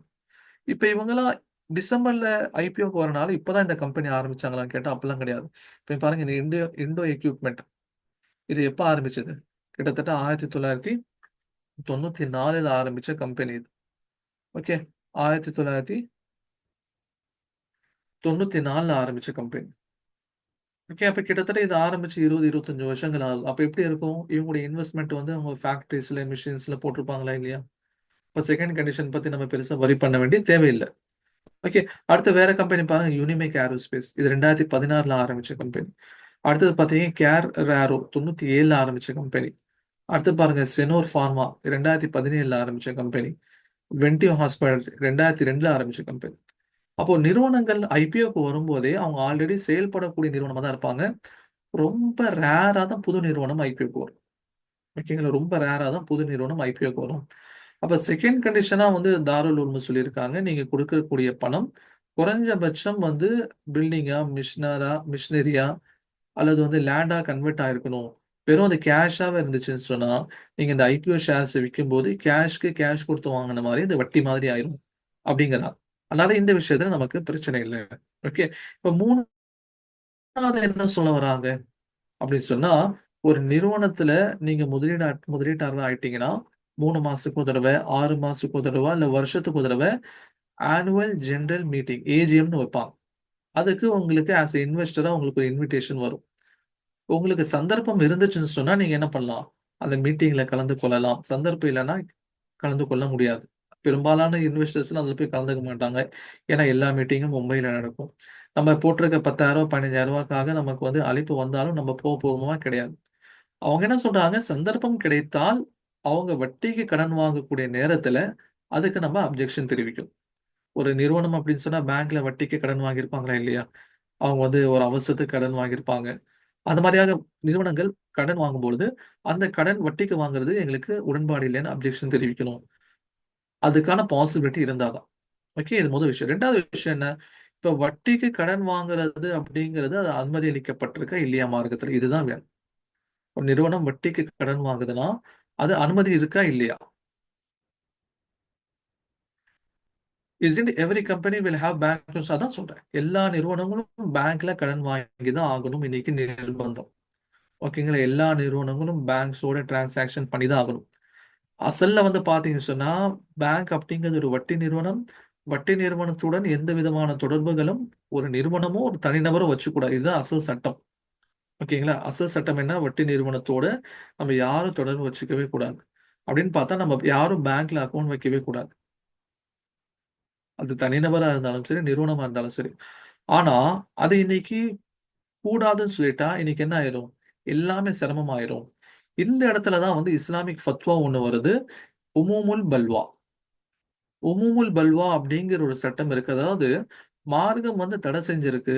ஆனா அது தவிர்க்க முடியாத ஒரு நிலை உருவாயிருக்குன்னு சொன்னா அந்த விஷயத்துல மார்க்கம் சில சலுகைகளை கொடுக்குது. இது ஃபிக்ஹுடைய கிதாபுகள்ல இருக்கு. இப்ப ஃபிக்ஹுடைய கிதாபுகள்ல பாத்தீங்கன்னா உமூமுல் பல்வாக்கு ஒரு எக்ஸாம்பிள் என்ன சொல்லியிருப்பாங்க அப்படின்னா, நீங்க வந்து தொழுகைக்கு போகும்போது எப்படி இருக்கணும்? உங்களுடைய ஆடை சுத்தமாக இருக்கணும். உங்களுடைய உடல் சுத்தமாக இருக்கணும். ஆனா கிராமப்புறங்கள்ல பாத்தீங்க அப்படின்னு சொன்னா கிராமப்புறங்கள்ல ஆடுகளை வளர்க்குறாங்க, கோழி வளர்க்குறாங்க, மாடுகளை வளர்க்குறாங்க. இப்ப மழை பெஞ்சிருக்கு. இப்ப மழை பெஞ்சு தண்ணி தேங்கி நிக்குது. இப்ப தண்ணி தேங்கி நிக்கும்போது அந்த தண்ணி சுத்தமான தண்ணியா இல்லையா அப்படிங்கறது உங்களால கண்டுபிடிக்க முடியாது. கரெக்ட்டுங்களா? ஏன்னா மாட்டு சாணங்களும் அதுல என்ன பண்ணியிருந்திருக்கலாம், கலந்திருக்கலாம். ஓகே, ஆட்டினுடைய அசுத்தங்களும் கலந்திருக்கலாம். அப்போ நீங்க ஷம்சுதீன் பாய் நீங்க கொஞ்சம் அதை கிறுக்குறீங்க. அது கொஞ்சம் அதை பாருங்க, நான் வந்து இது கிறுக்காம பார்த்துக்கோங்க. அப்ப அந்த மாதிரியான தண்ணியில நீங்க கால் பட்டுச்சுன்னா அசுத்தமாயிருமே அப்படின்னா, அப்படி ஆனாலுமே கூட உங்களுக்கு துளுவுறதுக்கு அனுமதி இருக்குது. இதுதான் உமூல் பல்வா. அசல்ல சுத்தமா இருக்கணும். ஆனா அந்த மாதிரியான கிராமப்புறங்கள்ல உங்களுக்கு சில அனுமதி இருக்கு. அதே மாதிரி தான் இன்னைக்கு பேங்கிங் டிரான்சாக்ஷன் பார்த்தீங்கன்னா உமூமுல் பல்வா கீழ வந்துரும். ஏன்னா இன்னைக்கு பேங்க்ஸ் எல்லாம் எதுவும் நம்மளால பண்ண முடியுமா? இண்டிவிஜுவலாவும் சரி, ஒரு நிறுவனமாவும் சரி ஏதாவது பண்ண முடியுமா? இப்ப நீங்க வந்து ஒரு ஹஜ்ஜுக்கு போகணும்னாலும் எங்க தான் கொண்டு போய் பணம் கட்டணும்? பேங்க்ல தான் பணம் கட்டணும். உம்ராக்கு போகணும்னாலும் பேங்க்ல தான் பணம் கட்டணும். அரசாங்கம் உங்களுக்கு வந்து ஒரு ஸ்காலர்ஷிப் குடுக்குறாங்க அப்படின்னாலும் பேங்க் மூலியமா தான் வருது. அப்ப பேங்க் இன்னைக்கு என்ன ஆயிடுச்சு? பொதுவா எல்லாரும் வந்து தவிர்க்க முடியாத ஒரு நிலைக்கு அது மாறிடுச்சு. நம்ம இஸ்லாமிக் பேங்க் கொண்டு வரணும்னு பார்க்கிறோம். ஆனா முடிய மாட்டேங்குது. அதனால இப்ப இருக்கக்கூடிய இந்த பேங்க்ஸ்ல நம்ம வந்து என்ன பண்ண மாட்டோம்? இன்வெஸ்ட்மென்ட் பண்ண மாட்டோம். ஆனா அதுல இருக்கக்கூடிய டிரான்சாக்ஷன் அப்படிங்கறத நம்ம பண்ணிதான் ஆகணும். வேற வழி இல்லை நமக்கு. இப்ப நிறுவனங்கள் இருக்குன்னு வைங்களேன். நிறுவனங்கள் வந்து பணமா எதுவும் கொடுக்க முடியாது. ஏன்னு வச்சுக்கோங்க. ஃபினான்ஸ் ஆக்ட் 2017 படி இந்தியன் கவர்மெண்ட் என்ன சொல்லியிருக்காங்கன்னா, 2 லட்சம் ரூபாய்க்கு மேல நீங்க டிரான்சாக்ஷன் பண்ணும்போது ஆன்லைன் மோட்ல தான் பண்ணணும். NEFT, RTGS, IMPS, check, draft இந்த மாதிரி தான். நீங்க கேஷா கொடுத்து நீங்க மாட்டினீங்கன்னா அந்த அமௌண்ட் அப்படியே பெனால்ட்டியா போட்டுரும். ரெண்டாவது சேஃப்டி வேணும் நமக்கு. இன்னைக்கு காசு எல்லாரும் எடுத்துட்டு போயிட்டு ரோட்ல போயிட்டு வந்துட்டு இருந்தாங்கன்னா என்ன ஆகும்? நிறைய இடங்கள்ல கொலை நிப்பவே நடந்துட்டு இருக்கு. அப்போ பேங்க் இன்னைக்கு தவிர்க்க முடியாத ஒரு எலிமெண்டா மாறிடுச்சு. எப்படி தனி மனிதர்களால தவிர்த்திருக்க முடியாதோ அதே மாதிரி நிறுவனங்களாலையும் தவிர்த்திருக்க முடியாத ஒரு சூழ்நிலைகள் உருவாயிருச்சு. ஓகேங்களா? அசல் சட்டங்கள் வந்து கூடாதுதான். ஆனா இன்னைக்கு தவிர்க்க முடியாத நிலையில போனதுனால உமுமுல் பல்வா அப்படிங்கிற அடிப்படையில சில சலுகைகள் கொடுக்கப்பட்டிருக்கு. இப்ப நம்ம பேங்க்ஸை யூஸ் பண்ணலாம், பேங்க்ஸ்ல லோன் வாங்கலாம் அப்படிங்கிறதுக்காக நம்ம இஷ்டத்துக்கு வாங்கலாம்னு கேட்டா கிடையாது. ஒரு குறிப்பிட்ட அளவுக்கு மட்டும்தான் உங்களுக்கு அனுமதி கொடுக்கப்பட்டிருக்கு. அந்த அளவை தாண்டி போயிட்டீங்கன்னா உங்களுடைய நிறுவனம் வந்து நான் ஷரியா பிரின்சிபலுக்கு கீழே போயிடும். அந்த அனுமதி என்ன அப்படிங்கிறது அடுத்தடுத்த 6வது 7வது பாயிண்ட்ல வரும். அப்போ நம்ம பார்ப்போம். அப்போ சொல்ல வருது புரியுதுங்களா? அப்போ 3வது பாயிண்ட் என்ன? கடன் வாங்கக்கூடாது. அதுக்கு அப்ஜெக்ஷன் தெரிவிக்கணும். அதுக்கான பாசிபிலிட்டி இருந்தா நம்ம செய்வோம். ஆனா இன்னைக்கு வந்து கடன் வாங்காம இன்னைக்கு நிறுவனங்கள் ஈடுபட முடியாதுங்கிற மாதிரி ஒரு சுச்சுவேஷன் உருவாயிட்டனால உமுமுல் பல்வாங்கிற அடிப்படையில சில அனுமதிகள், சலுகைகள் கொடுக்கப்பட்டிருக்கு. ஓகே, இது 3வது பாயிண்ட். இப்ப பாருங்க, இப்ப முகேஷ் அம்பானி இருக்காரு. இந்தியாலே வந்து ரிச்சஸ்ட் பர்சன். ஓகே. இப்ப இவர்கிட்ட இவருடைய சொத்து மதிப்பு பாத்தீங்கன்னா 9.10 லேக் crore. ஆனா இவருடைய நிறுவனம் ரிலையன்ஸ் இண்டஸ்ட்ரீஸ் அப்படிங்கிறது எவ்வளவு கடன்ல இருக்கு? 3.13 லேக் crore கடன்ல இருக்கு. இப்ப இவருக்கு என்ன கடன் வாங்க வேண்டிய என்ன தேவை இருக்கு? ஆ, இவருடைய பையன் கல்யாணத்தை பத்தி இந்தியா இல்ல உலகம் முழுக்க பேசுச்சு. கல்யாணத்துக்கு போனா எல்லாத்துக்கும் தாம்பூலம் கொடுப்பாங்களா இல்லையா? ரிட்டர்ன் போகும்போது சரி எங்களை மதிச்சு எங்களுடைய பேஜ்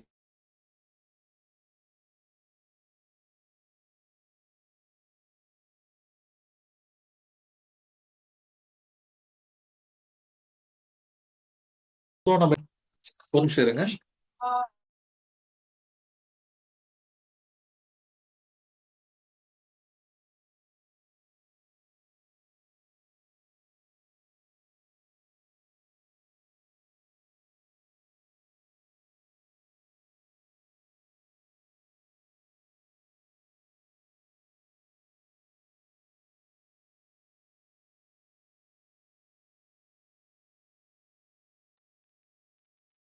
சாரி, ஒரு ஃபோன் கால் வந்துருச்சு, அதனால நான் மியூட்ல போட்டேன். இன்னைக்கு ஆக்சுவலி 4 ப்ரோக்ராம் அட் டைம்ல, அதனால தான் ஒண்ணுக்கு அடுத்து ஒண்ணுன்னு சொல்லி கால் வந்துட்டே இருக்குது.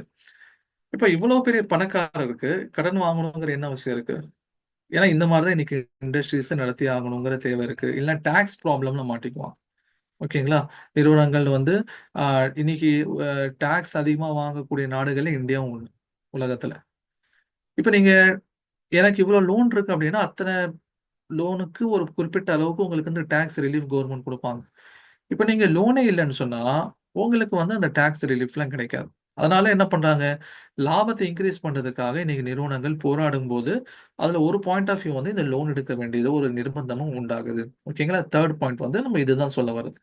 இப்போ ஃபோர்த் பாயிண்ட் என்ன அப்படின்னு சொன்னா, இப்போ நீங்க ஒரு நிறுவனத்துல முதலீடு செய்றீங்க. ஓகே, ஒரு நிறுவனத்துல நான் உதாரணமா 1 லட்ச ரூபா போடுறேன். அந்த நிறுவனம் எனக்கு என்ன பண்ணுது அப்படின்னு சொன்னா டிவிடெண்ட் அப்படின்னு கொடுக்கும். டிவிடெண்ட் அப்படின்னு என்னன்னு சொன்னா ப்ராஃபிட். ஓகே.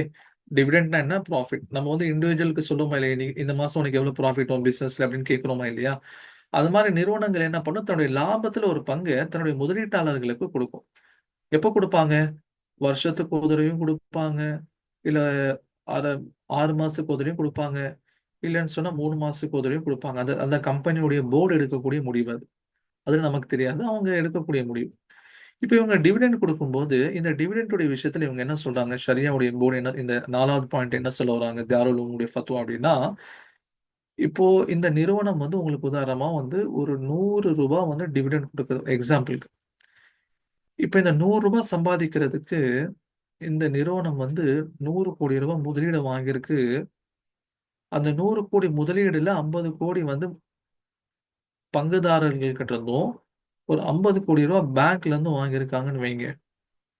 இப்ப இந்த பேங்க்ல வாங்கி எவ்வளவு அவங்க பிசினஸ் செய்யறாங்களோ அந்த அளவுக்கான டிவிடெண்டை நீங்க நன்மை எதிர்பார்க்காமல் சதக்கா செஞ்சிடணும். உதாரணமா வந்து 50 கோடி முதலீடுகள்ல இருந்து வந்திருக்கு, 50 கோடி கடன், ரெண்டும் சேர்த்து சம்பாதிச்சு எனக்கு 100 ரூபாய் கொடுக்குறாங்க. இப்போ மொத்தம் 100 கோடி ரூபாயில 50 கோடி ரூபாய் வட்டி, அதாவது வட்டி வாங்கக்கூடிய கடன் அப்படிங்கறனால இந்த 100 ரூபாயில 50% அப்படித்தானே? 50 ரூபாவை நான் என்ன பண்ணிடணும்? நன்மை எதிர்பார்க்காம சதக்கா செஞ்சிடணும். மீதி இருக்கக்கூடிய 50 ரூபாவை பயன்படுத்தி கொள்ள எனக்கு உரிமை இருக்குது. மீதி 50 ரூபாவை பயன்படுத்தி கொள்ள எனக்கு உரிமை இருக்குது. சரிங்களா? சரி. இப்ப நான் என்னுடைய ஸ்டூடெண்ட்ஸ்க்கு நான் பர்சனலா என்ன சொல்றதுன்னா, இதெல்லாம் நீங்க பார்க்காதீங்க. மொத்தமா இந்த 100 ரூபாவை நீங்க என்ன பண்ணுங்க? டொனேட் பண்ணிட்டு போயிருங்க. சதகா செஞ்சிருங்க. டொனேட் பண்ணிருங்கன்னு சொல்லிடுறது. இதெல்லாம் பார்க்க வேண்டிய தேவை இருக்காதுல்ல. ஏன்னா ஸ்டாக் மார்க்கெட் பொறுத்த வரைக்கும் டிவிடெண்ட் அப்படிங்கிறது நமக்கு பெரிய வருமானம் கிடையாது. ஒரு நிறுவனத்துடைய பங்குகள் ஏற ஏற தான் நம்முடைய இன்வெஸ்ட்மெண்ட் அப்படிங்கிறது என்ன ஆகும்? லாபமானதா இருக்கும். அதுதான் எப்படிங்கிறத பத்தி நம்ம ஃபுல்லா கோர்ஸ்ல படிப்போமே தவிர, டிவிடெண்ட் அப்படிங்கிறது ரொம்ப ஒரு சின்ன ஒரு அமௌண்ட் தான். எப்படி இருந்தாலும் நம்ம யாருக்காவது பள்ளிவாசல்லையோ இல்ல வந்து யாராவது கேட்டு வராங்க, உடம்பு முடியாம வராங்க, எல்லாத்துக்குமே நம்ம கொடுத்துட்டு தானே இருக்கோம். இப்ப அந்த மாதிரியான நேரங்கள்ல நம்ம கொடுத்துட்டு போயிட்டா இந்த மாதிரி பார்க்க வேண்டிய தேவைகள் இல்லை நமக்கு. ஓகேங்களா? இந்த மாதிரி இன்டெப்தா எவ்வளவு கடன் வாங்கியிருக்காங்க, எவ்வளவு முதலீடு வாங்கியிருக்காங்க, இதெல்லாம் பார்க்க வேண்டிய தேவையில்லை. உதாரணமா பாருங்க, ரிலையன்ஸ் இண்டஸ்ட்ரீஸ்.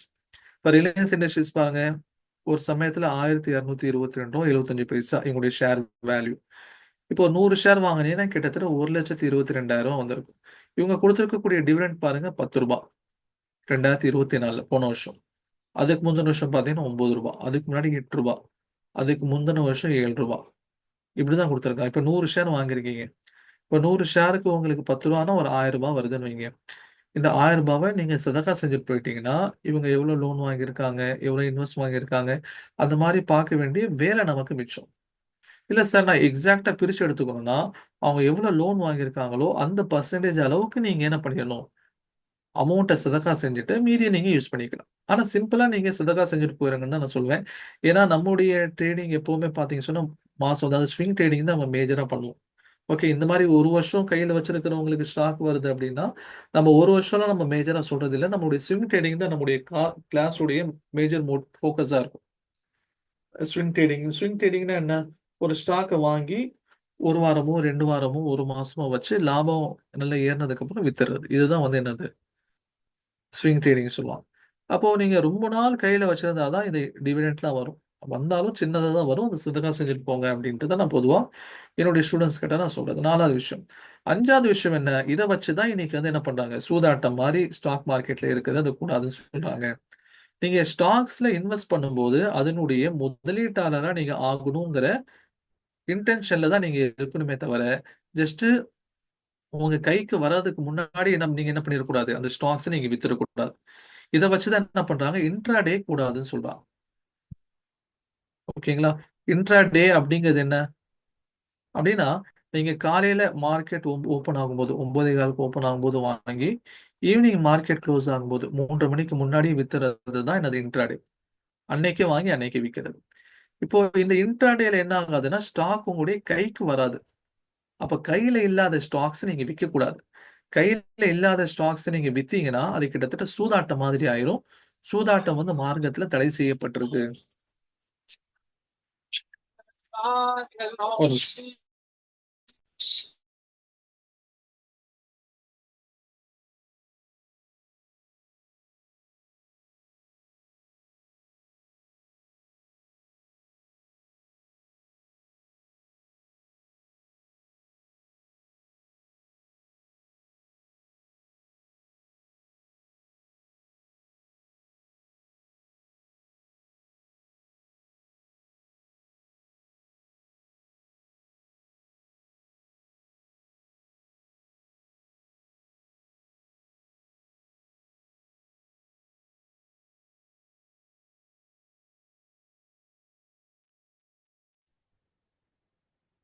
ஓகே, அப்ப என்ன ஆகுது, அந்த இன்ட்ராடே அப்படிங்கிறது கிட்டத்தட்ட சூதாட்டத்தினுடைய வடிவத்துல வந்துருது. அப்ப முதல்ல அந்த ஸ்டாக் வந்து உங்க கைக்கு வரணும். ஓகே, அந்த கைக்கு வந்தாதான் நீங்க என்ன ஆகுறீங்க, அதனுடைய ஓனர் ஆயிட்டீங்க. ஓனர் ஆனதுக்கு அப்புறம் அது ஒரு நாள்ல விற்கிறதோ, ஒரு வாரத்துல விற்கிறதோ, ஒரு மாசத்துல விற்கிறதோ, ஒரு வருஷத்தை விற்கிறதோ, 10 வருஷத்தை விற்கிறதோ அது உங்களுடைய விருப்பம். ஓகேங்களா? அது என்ன கிடையாது, இதெல்லாம் வந்து உங்களுடைய நிர்பந்தம் கிடையாது. நீங்க எத்தனை நாள் வேணாலும் அந்த நிறுவனத்துடைய ஓனரா இருக்கலாம். பட் வந்து நீங்க ஓனரா எப்போ ஆவீங்க, அந்த ஸ்டாக்ஸ் உங்களுடைய கைக்கு வந்தாதான் உங்களால ஓனராகவே ஆக முடியும். கைக்கு வரலன்னா உங்களால ஓனரா ஆக முடியாது. கைக்கு வரலன்னா உங்களால ஓனரா ஆக முடியாது. அதனால சொல்றாங்க இன்ட்ராடே வந்து மார்க்கத்துல அனுமதிக்கப்பட்டது இல்லை. ஏன்னா உங்களுடைய கைக்கு ஸ்டாக்ஸ் வர்றதுக்கு முன்னாடி நீங்க சேல் பண்ணது கிட்டத்தட்ட சத்தா, அதாவது கேம்பிளிங் உடைய ஃபார்மேட்ல அது போயிடும். அது வந்து அன்லாஃபுல் இன் ஷரியா. ஓகேங்களா? இது என்னது, ஷரியால வந்து இது அன்லாஃபுல்லா இருக்குது அப்படின்ட்டு என்ன பண்றாங்க சொல்றாங்க. சரிங்களா? இப்ப அதான் சொல்றோம். இப்ப பாருங்க, இன்ட்ராடேங்கிறது செய்யாதீங்க. இன்ட்ராடேங்கிறது கூடாது. நிறைய பேருக்கு இன்ட்ராடே கூடாதுங்கிறது தெரியும். ஆனா ஏன் கூடாதுங்கிறது தெரியாது. ஓகேங்களா? ஏன் கூடாதுங்கிறது நிறைய பேருக்கு தெரியாது. காரணம் இதுதான், இன்ட்ராடேல ஸ்டாக்ஸ் உங்களுடைய கைக்கு வராது. இப்போ போன பேட்ச் ஒரு ஸ்டூடெண்ட் கேட்டாரு, சார் இப்போ வந்து அதாவது வித்தின் எ டே ஸ்டாக் உங்க கைக்கு வர மாதிரியான ரிஃபார்ம்ஸ் கொண்டு வந்துட்டு இருக்காங்களே. ஏன்னா வந்து ஒரு காலத்துல பாத்தீங்கன்னா நீங்க ஒரு ஸ்டாக் உங்க கைக்கு வர்றதுக்கு 60 நாள் ஆயிரும். கிட்டத்தட்ட 1.5 மாசத்துல இருந்து 2 மாசம் வரைக்கும் ஆயிரும். ஓகே, அதுக்கப்புறம் என்ன பண்ணாங்க, அது கொஞ்சம் கொஞ்சமா குறைச்சு T+2 கொண்டு வந்தாங்க. இப்போ T+1 இருக்கு. இது அப்படியே T+0 மாத்துறதுக்கு ட்ரை பண்ணிட்டு இருக்காங்க. ஆனா இன்னும் என்ன பண்ணல, இன்னும் வந்து அது ஏதாவது ரியல் டைம்ல வரல.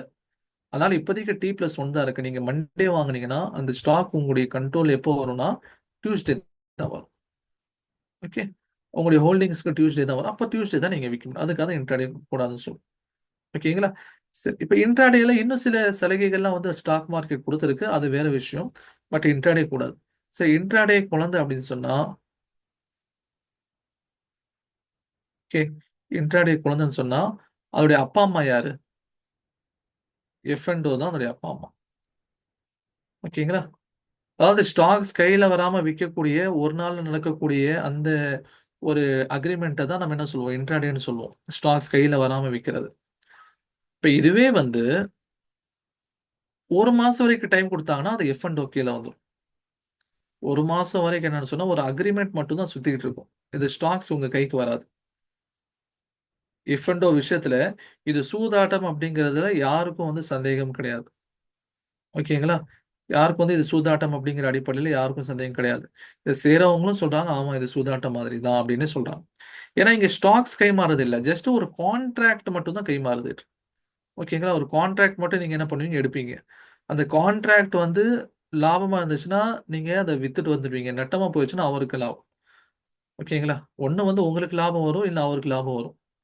இந்த கான்ட்ராக்ட்ல வந்து ஆக்சுவலா பார்த்தீங்கன்னு சொன்னா, ஸ்டாக்ஸ்லாம் கைமாறதே கிடையாது. வெறும் கான்ட்ராக்ட் மட்டும் தான். அதுக்காக தான் எக்ஸ்பைரி டேட்ன்னு சொல்லி கடைசியில ஒண்ணு சொல்லுவாங்க. மாச கடைசியில, கடைசி வியாழக்கிழமை வந்து எக்ஸ்பைரி டேட்ன்னு சொல்லி சொல்லுவாங்க. ஓகேங்களா? இந்த எக்ஸ்பைரி டேட் அப்படிங்கிறது என்னது? அந்த கான்ட்ராக்ட் முடியக்கூடிய டேட் தானே தவிர, பையிங் செல்லிங்லாம் நடக்காது. இப்ப நீங்க ஒரு ஸ்டாக் நீங்க வாங்குறீங்கன்னு வச்சுக்கோங்களேன். அடுத்த நாள் உங்க ஹோல்டிங்ஸ் வருதுன்னா, அதை விக்கிறதும், விக்காம வச்சுக்கிறதும் உங்களுடைய விருப்பம். நீங்க 1 மாசமோ, 1 வருஷமோ, 100 வருஷமோ கூட நீங்க வச்சுக்கலாம். அதுல யாரும் எதுவும் சொல்ல முடியாது. ஆனா கான்ட்ராக்ட்ல அப்படி கிடையாது. அந்தந்த மாசத்த நீங்க குளோஸ் பண்ணி ஆகணும். அதான் சொல்றாங்க. நீங்க ஒரு நிறுவனத்துல முதலீடு செய்யும்போது, நீங்க அந்த நிறுவனத்துடைய முதலீட்டாளரா ஆகணும். இல்லன்னு சொன்னா, முதலீட்டாளரா ஆகாம நீங்க விக்கிறீங்கன்னா, அந்த ஸ்டாக்ஸ் அப்படிங்கிறது உங்க கையில வராம விக்கிற மாதிரி, அது ஒரு வட்டி மாதிரி, ஏதாவது சூதாட்டம் மாரி போயிரும் அப்படிங்கிறாங்க. இப்ப இந்த இந்த அலர்ட்ங்கிறது ஆல்ரெடி பண்ணக்கூடிய எல்லாத்துக்கும் இந்த அலர்ட் வரும். எவ்வளோ ரிஸ்க்ன்னு பாருங்க. ஓகேங்களா? இந்த எஃப்&ஓ பண்றாங்களா இல்லையா? மார்க்கம் வந்து தடை செஞ்சிருக்கிறதுலயும் ஒரு காரணம் இருக்கு. அது நம்ம நல்லதுக்கு தான். ஏன்னா, எஃப்&ஓ பண்ணக்கூடிய 10ல 9 பேருக்கு வந்து நட்டம் தான் உண்டாகுது. 10ல 9 பேருக்கு என்ன தான் சொன்னா நட்டம் தான் வருது. 9 out of 10 individual traders in equity futures and option segment incurred in net losses. ஓகேங்களா? சரி, நீங்க லாபமே சம்பாதிச்சாலும் on an average loss makers registered net trading loss கிட்டத்தட்ட 50,000 வரைக்கும் லாஸ் ஆகுது. இல்ல நீங்க லாபமே சம்பாதிச்சாலுமே கூட 28% வந்து டாக்ஸஸ், அதுக்கு மேல டிரான்சாக்ஷன் டாக்ஸஸ்ன்னு சொல்லி போகுது. ஓகே. இது மாரி நெறைய பிரச்சனைகள் இருக்குது. Over the above the net trading losses incurred, loss makers expended an additional 28% of net trading losses as a transactional cost. ஓகேங்களா? நீங்க லாஸ் உண்டாயி அதுக்கப்புறம் வந்து அதுக்கு கப்பம் வேற கட்டணும் கவர்மெண்ட்க்கு. இல்ல நீங்க லாபமே அடைஞ்சாலும் கூட those making net trading profit incurred 15 to 50% of profit as transaction cost. 15ல இருந்து 50% வரைக்கும் என்னதான் நீங்க டிரான்சாக்ஷன் காஸ்ட்ல குடுத்தாகணும். அப்ப பாருங்க, இதுதான் பெரிய விஷயம். இன்னைக்கு வந்து இதுதான் வந்து என்னன்னு சொன்னா, சூதாட்டம், ஓகேங்களா?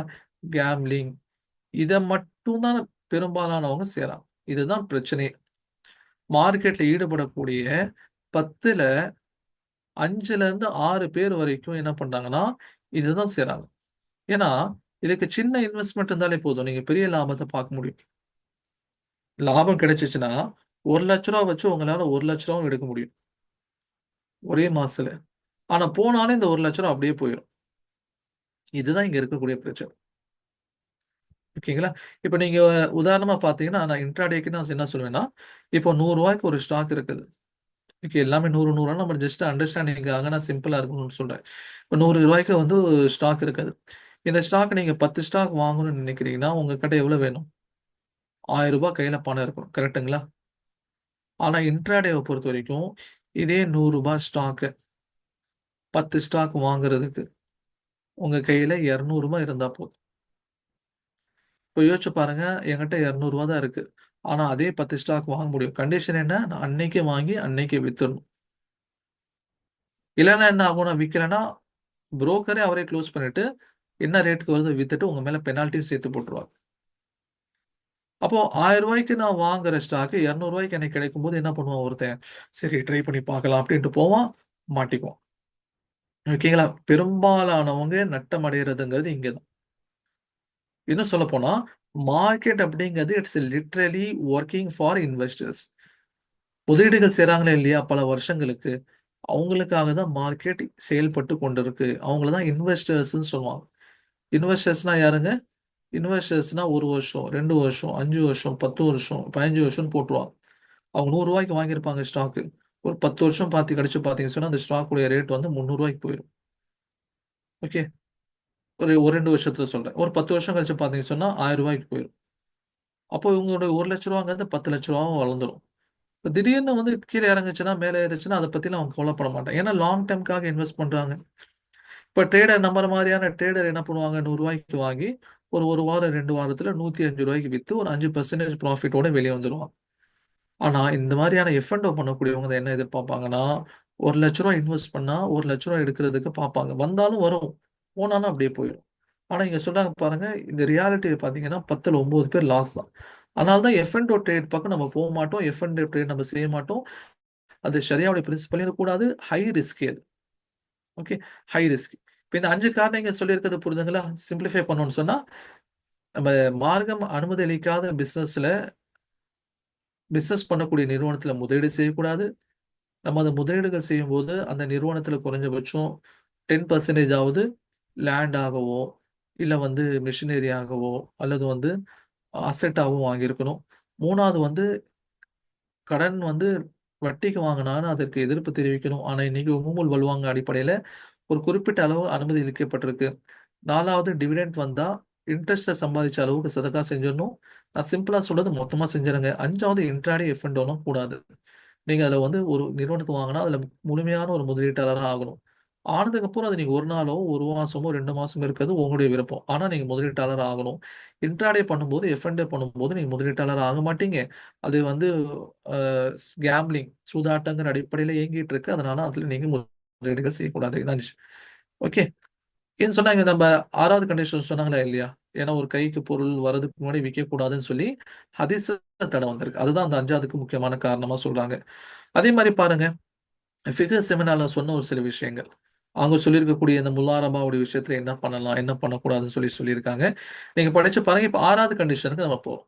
இப்ப நான் முன்னாடியே சொன்னேன், இப்போ வந்து ஒரு நிறுவனம் பேங்க்ல லோன் வாங்குறதுங்கிறது இன்னைக்கு நிர்பந்தம் ஆயிருச்சு. தவிர்க்க முடியாத சூழ்நிலை. அதனால உம்முல் பல்வாவின் அடிப்படையில சில சலுகைகள் குடுக்கப்பட்டிருக்கு. ஆனா இஷ்டத்துக்கு லோன் வாங்கலாமான்னு கேட்டா அப்படி கிடையாது. ஓகேங்களா? என்ன சொல்றாங்க? அவங்களுடைய மார்க்கெட் கேப்பிடலைசேஷன் ஒரு நிறுவனத்துடைய மார்க்கெட் கேப்பிடலைசேஷன்னா என்ன அர்த்தம்? அந்த நிறுவனத்துடைய மதிப்பு எவ்வளவு இருக்கோ, அதுல 33% வரைக்கும் லோன் வாங்கிக்கலாம். அதுக்கு மேல வாங்கக்கூடாது. அதுக்கு மேல வாங்குனாங்கன்னு சொன்னா, அந்த நிறுவனத்துல நம்ம முதலீடுகள் செய்யக்கூடாது. வாங்குனாங்கன்னா என்ன பண்ணக்கூடாது? அந்த நிறுவனத்துல நம்மளால முதலீடுகள் செய்ய முடியாது. ஓகேங்களா? அடுத்தது பார்த்தீங்கன்னா, no restrictions on the proportion of debt or proportion of liquid assets in total assets. பாகிஸ்தானுடைய மீசான் என்ன சொல்லுதுன்னா, இந்த மாரி ஒரு கண்டிஷனே தேவையில்லைங்கிறாங்க. ஓகே. அதே மாரி மலேசியாவுடைய எஸ்இசி என்ன சொல்லுதுன்னா, 45% வரைக்கும் லோன் வாங்க பெர்மிஷன் இருக்கு. அவங்க மார்க்கெட் கேப்பிடலைசேஷன்ல அப்படின்ட்டு. ஆனா இந்த 3 பேரும் 3 மாதிரி குடுத்துருக்காங்க. நம்ம பேணுதல்ங்கிற அடிப்படையில இந்த 33% தான் எடுப்போம். ஓகேங்களா? ஏன்னா 33 எடுத்தா இந்த 2 கண்டிஷனும் மீட் ஆயிரும். இவங்க வந்து பாகிஸ்தானுடைய மீசான் அதெல்லாம் பார்க்கவே தேவையில்லைங்கிறாங்க.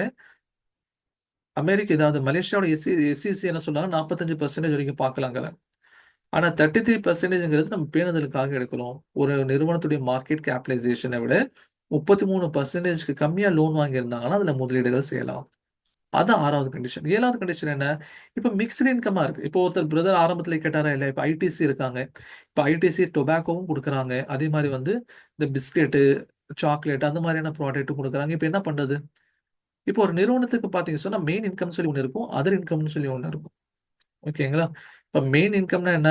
இப்போ வந்து நான் என்ன பண்றேன், ஒரு ரப்பர் தயாரிக்கக்கூடிய நிறுவனம்னு வைங்களேன். இப்ப நான் ரப்பர் தயாரிக்கிறேன். அத நான் விக்கிறேன். அது மூலியமா எனக்கு இன்கம் வந்தா, அது என்னுடைய மெயின் இன்கம். ஆனா இன்கேஸ் நான் என்ன பண்ணேன்னு சொன்னா, நான் என்னுடைய நிறுவனத்துடைய கொஞ்சம் பணத்த பேங்க்ல போட்டு வச்சிருக்கேன். அதுலருந்து வட்டி வருது. அந்த சேவிங்ஸ் அக்கவுண்ட், கரண்ட் அக்கவுண்ட்லாம் வட்டி குடுப்பாங்கல்ல, அந்த மாரி வட்டி வருது. அதே மாரி எனக்கு சில லேண்ட் இருக்கு. அத நான் ரென்ட் குடுத்துருக்கேன். அதுலருந்து இன்கம் வருது. அதே மாரி நான் என்னுடைய டெக்னாலஜிய நான் என்ன பண்றேன் அப்படி சொன்னா, does dividend from sharia compliant stocks need purification? ஆமா. இப்போ ஷரியா கம்ப்ளைண்ட் ஸ்டாக்ஸ்லயும் சிலது வந்து லோன் வாங்கியிருக்காங்களா இல்லையா? ஓகேங்களா? ஷரியா கம்ப்ளைண்ட் ஸ்டாக்ஸும் என்னன்னு சொன்னா சிலது லோன் வாங்கியிருப்பாங்க. அப்படிங்கிற போது அதை பியூரிஃபை பண்ண வேண்டிய தேவை இருக்கு. இப்போ இங்க அதர் இன்கம்லாம் வருது பாத்தீங்களா? இப்போ என்ன சொல்ல வராங்க? இப்போ மெயின் இன்கம்னு ஒன்று இருக்கு, அதர் இன்கம்னு ஒன்று இருக்கு. இந்த அதர் இன்கம்ல வந்து ஒரு நான் பர்மிசபிள் இன்கம் இருந்துச்சுன்னு சொன்னா அது 5% விட தாண்டக்கூடாது. உதாரணத்துக்கு நான் சொல்றேன். இப்போ வந்து ஏர்லைன்ஸ் இப்போ வந்து பாத்தீங்கன்னா சொன்னா எமிரேட்ஸ் அப்படிங்கிற ஒரு நிறுவனம். ஓகேங்களா? இவங்களுடைய ஆக்சுவல் வேலை என்ன? இவங்க வந்து ஒரு ஏர்லைன்ஸ் இண்டஸ்ட்ரி. என்ன பண்றாங்க?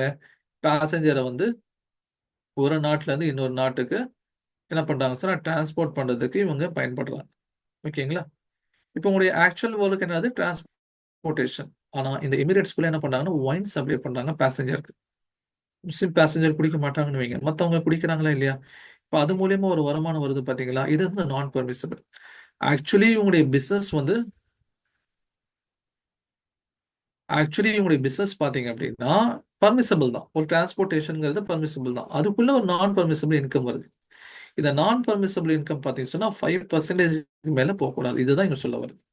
5% மேல உங்களுடைய அதர் இன்கம்ஸ் நான் பெர்மிசபிள் இன்கம் போச்சுன்னு சொன்னா இந்த எமிரேட்ஸ்ல நீங்க முதலீடு செய்யக்கூடாது. ஓகே. இது நம்ம வந்து என்ன பண்ணுவோம்? ஒவ்வொரு ஸ்டாக்கை நம்ம ரிஃபைன் பண்ணும்போது இதை பார்ப்போம். அவங்களுடைய அதர் இன்கம்ஸ் எவ்வளவு இருக்கு, அதர் இன்கம்ஸ் எவ்வளவு இருக்கு. அந்த அதர் இன்கம்ஸ் வந்து லெஸ் தென் 5% இருந்தா மட்டும்தான் நம்ம அதுல முதலீடு செய்வோம். நம்ம கிளாஸை பார்ப்போம், எப்படி அதை பார்க்கறது வைக்கிறதுங்கிறது நம்ம கிளாஸை சொல்லி தருவோம். இந்த 7 முக்கியமான கண்டிஷன்ஸ் நீங்க வந்து என்ன பண்றீங்க? நீங்க ட்ரேட் பண்றீங்கிற பட்சத்துல இந்த விஷயத்தை 7 விஷயத்தை நீங்க பார்த்து ட்ரேட் பண்றீங்கிற பட்சத்துல நீங்க என்ன பண்ணலாம்? தாராளமா நீங்க ஸ்டாக் மார்க்கெட்ல முதலீடுகள் செய்யலாம். ஓகேங்களா? இப்ப ஃபத்வா இந்த ஷரியத்துடைய ஃபத்வாவும் கொடுத்திருக்காங்க பாருங்க இந்த ஃபிக்ஹ் செமினார்ல. அடிப்படையில் வியாபாரம் ஹலாலாக இருந்தும் பகுதி அமைப்பில் ஹராமான வியாபாரங்களில் சிக்கியிருக்கும் நிறுவனங்களின் பங்குகளை வாங்க வேண்டுமெனில் அதன் ஒட்டுமொத்த முதலீட்டின் மூன்றின் ஒரு பகுதியை விட குறைவாக ஹராமான வியாபாரத்தில் முதலீடு செய்தால் மட்டுமே அந்த நிறுவனங்களின் பங்குகளை வாங்க அனுமதி உள்ளது. நம்ம ஒன் தேர்ட் சொன்னோமா இல்லையா? அந்த லோன் விஷயத்தை அதை பத்தி இங்க சொல்றான். ஓகேங்களா? அதே சமயம் நிறுவனத்தின் ஹராமான முதலீட்டுக்கு எதிராக தனது சக்திக்கு ஏற்ப எதிர்ப்பை பதிவு செய்வது நிபந்தனையாகும். வாய்ப்புகள் இருந்தால் நம்ம செய்யணும்.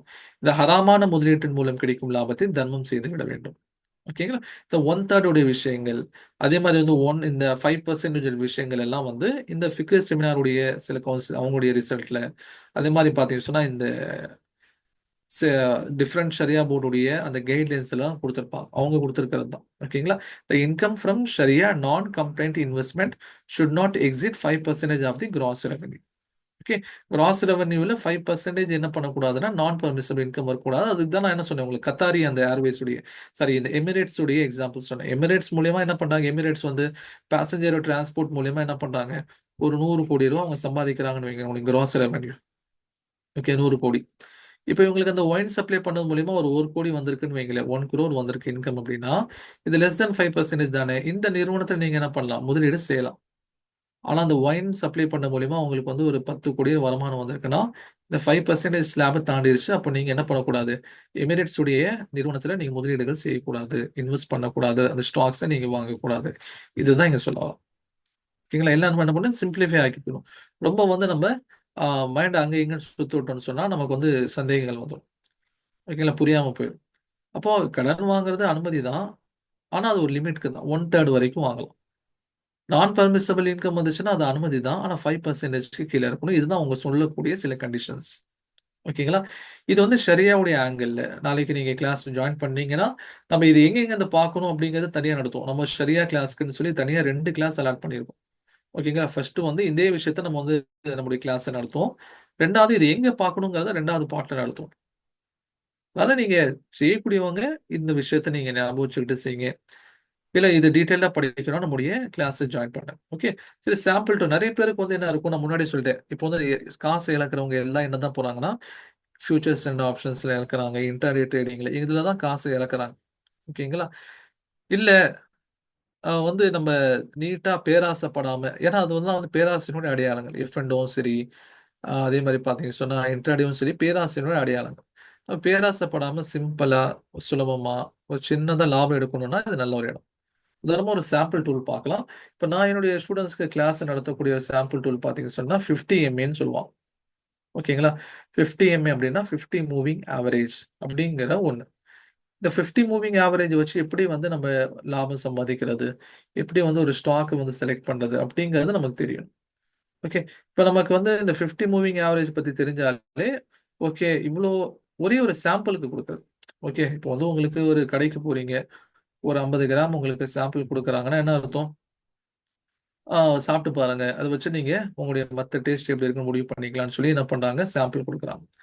இப்ப இந்த 50 எம்ஏ அப்படிங்கிறது என்ன அப்படின்னு சொன்னா, இப்ப இந்த லைன் ஒண்ணு போகுது பார்த்தீங்களா? எல்லோ கலர்ல ஒரு லைன் போகுது பார்த்தீங்களா? இது என்ன காமிக்குது? 50 நாட்கள்ல இந்த ஸ்டாக்ஸ் உடைய மூவ்மெண்ட் எப்படி இருந்திருக்கு? அப்படிங்கிறத இது காமிக்குது. ஓகே. இப்போ ஆஸ் எ ட்ரேடரா நான் என்ன பண்ணணும் அப்படின்னா, கீழ இருந்து ஒரு ஸ்டாக் வந்து இது மேல கட் பண்ற மாரி ஏதாவது இருக்குதான்னு பார்க்கணும். Green colour candle.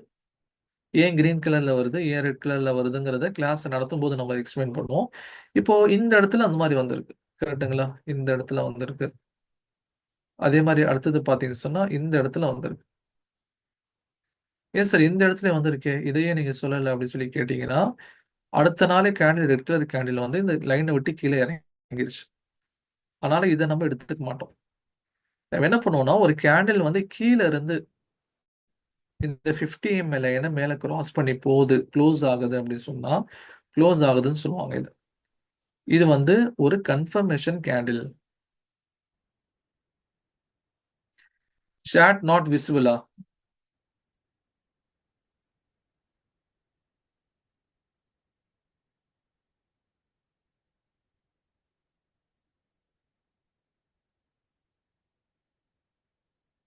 இப்போ தெரியுதுங்களா? ஒரு சாட் மாரியான அமைப்பு தெரியுதுங்களா? ஓகே. இப்போ மேக்ஸ் ஹெல்த் கேர் லிமிடெட் அப்படிங்கிற ஒரு கம்பெனி. இந்த மேக்ஸ் ஹெல்த் கேர் லிமிடெட் அப்படிங்கிற ஒரு கம்பெனிய நம்ம என்ன பண்ணுவோம்னா, இதுல இன்வெஸ்ட்மென்ட் பண்றதுக்கு ஒரு டெக்னிக் இருக்கு. ஒரு கிரீன் கலர் கேண்டில் இந்த லைனுக்கு கீழ இருந்து மேல போகும். அதுதான் கன்ஃபர்மேஷன் கேண்டில்னு சொல்லுவோம். ஓகேங்களா? கன்ஃபர்மேஷன் கேண்டில் நமக்கு எங்க கிடைச்சிருக்கு? இங்கே கிடைச்சிருக்கு. இங்கே கிடைச்சிருக்கு. இதே நம்ம எடுத்துக்க மாட்டோம் அப்படின்னா, அடுத்த நாள் ஒரு ரெட் கலர் கேண்டில் வந்து கீழ இறங்கிருச்சு. சரி ஒரு கேண்டில் கிடைச்சிருச்சுங்களா? இந்த கேண்டில் உடைய ஹையஸ்ட் பாயிண்ட் ஓகே. இதுல ஹையஸ்ட் பாயிண்ட் எங்க இருக்கு? இங்க இருக்கு.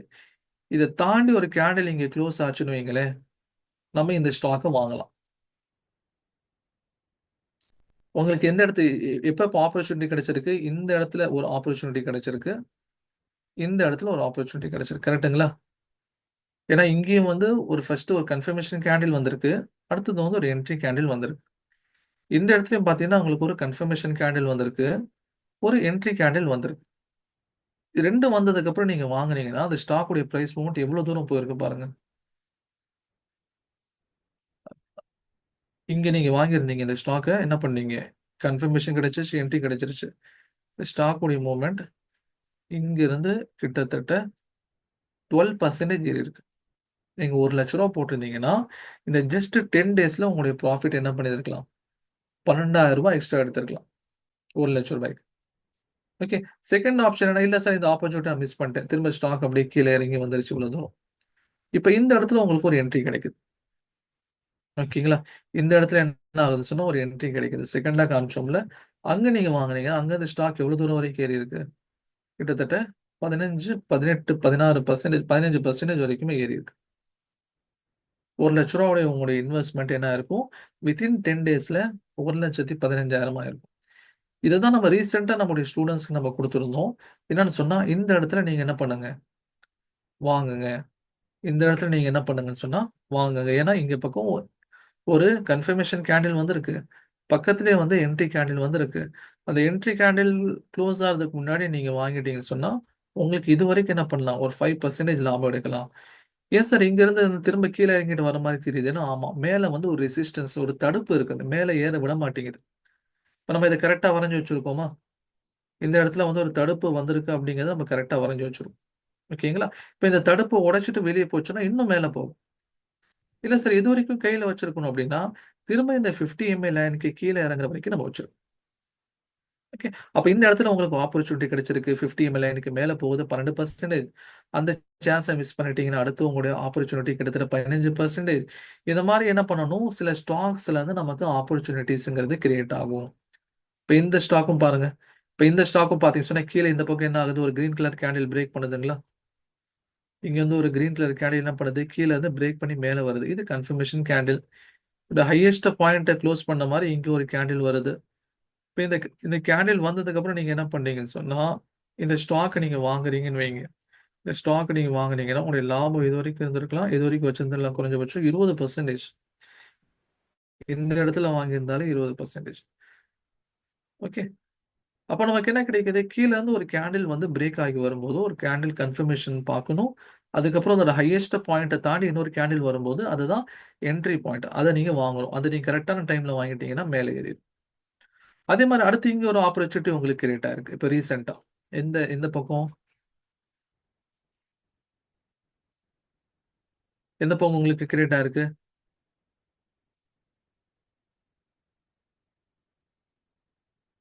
இங்க கிரியேட் ஆயிருக்கு. இங்க பார்த்தீங்கன்னு சொன்னாலும், ஒரு 50 எம்ஏ லைனுக்கு மேல ஒரு கேண்டில் க்ளோஸ் ஆயிருக்கு. அது பக்கத்துலயே ஒரு கன்ஃபர்மேஷன் வந்திருக்கு. இங்க இருந்து நீங்க இது வாங்கியிருந்தாலுமே கூட என்ன இருக்கும் உங்களுக்கு? இவ்வளவு தூரம் வரைக்கும் ஜர்னி கிட்டத்தட்ட 20% லாஸ்ட் 1 வீக், 2 வீக்ஸ்ல என்ன இருக்கு? இந்த ஸ்டாக்ங்கிறது போயிருக்கு. அதோட ரெசிஸ்டன்ஸ தாண்டியும் போயிருக்கு. அப்ப இன்னும் அது ஏறக்கூடிய வாய்ப்புகள் அதிகம். இப்ப நம்ம என்ன பண்ணுவோம்? ஒரு ஆர்கனைஸ்டா உங்களுக்கு சொல்லி தருவோம். ஒரு சப்போர்ட் ரெசிஸ்டன்ஸ்னா என்ன? அதாவது நம்ம 3 விஷயத்த நடத்துவோம். Fundamental analysis. ஃபண்டமெண்டல் அனாலிசிஸ்னா ஒரு கம்பெனி ஸ்ட்ராங்கா இருக்கா இல்லையாங்கிறத கண்டுபிடிக்கிறது. இந்த இந்த குதிரை ஓடுமா? அப்படிங்கிறத கண்டுபிடிக்கிறது தான் என்னது? Fundamental analysis. டெக்னிக்கல் அனாலிசிஸ்ங்கிறது எப்போ ஓடும்? சாப்பிட்டதுக்கு முன்னாடி ஓடுமா? சாப்பிட்டதுக்கு அப்புறம் ஓடுமா? இல்ல சாப்பிட்டுக்கிட்டே ஓடுமா? அதுதான் டெக்னிக்கல் அனாலிசிஸ். அதுதான் ரொம்ப இம்பார்ட்டன்ட் ஆனது. இந்த மாதிரியான ஸ்டாக்ஸ்லாம் நம்ம எங்கேருந்து எடுக்கிறதுங்கிறத ஸ்டாக் செலெக்ஷன்ல காமிப்போம். எங்கெங்கலாம் நம்ம ஸ்டாக்ஸ் செலக்ட் பண்ண முடியும். ஏன்னா மார்க்கெட்ல பார்த்தீங்கன்னா, நிஃப்டில கிட்டத்தட்ட 2000க்கு மேற்பட்ட ஸ்டாக்ஸ் இருக்கு. சென்செக்ஸ்ல 6000க்கு மேற்பட்ட ஸ்டாக்ஸ் இருக்கு. எல்லாத்தையும் உட்கார்ந்து ரிசர்ச் பண்ண முடியாது. அப்ப சில இடங்கள்ல இருந்து நமக்கு தேவையான ஸ்டாக்ஸ நம்ம என்ன பண்ண போறோம்? அள்ள போறோம். அதுல நம்ம என்ன பண்ணுவோம்? ரிசர்ச் பண்ணி அதோட ஃபண்டமெண்டல்ஸ் எப்படி இருக்கு? அதோட டெக்னிக்கல்ஸ் எப்படி இருக்குது? அது சரியான பிரின்சிபல்ஸ்க்கு கீழ வருதா? இந்த விஷயங்கள எல்லாம் பார்த்துட்டு நம்ம அதுல இன்வெஸ்ட் பண்ணுவோம். இன்வெஸ்ட் பண்ணி நமக்கு வந்து ஒரு 4% 5% லாபம் வந்துச்சுன்னா போதும். நம்ம எஃப் அண்ட் ஓல எதிர்பார்க்குற மாரி 100க்கு 100 1,00,000 போட்டு 1,00,000லாம் நம்ம எதிர்பார்க்கவே மாட்டோம். அத நம்ம சொல்லிக் குடுக்கவே மாட்டோம். அப்படி யாராவது இன்டென்ஷன்ல இருந்தீங்கன்னு சொன்னா, அவங்களுக்கு நம்ம கிளாஸ் சரி வராது. அது வந்து சூதாட்டம். எஃப் அண்ட் ஓ பண்ணக்கூடியவங்க தான் அத பண்ணுவாங்க.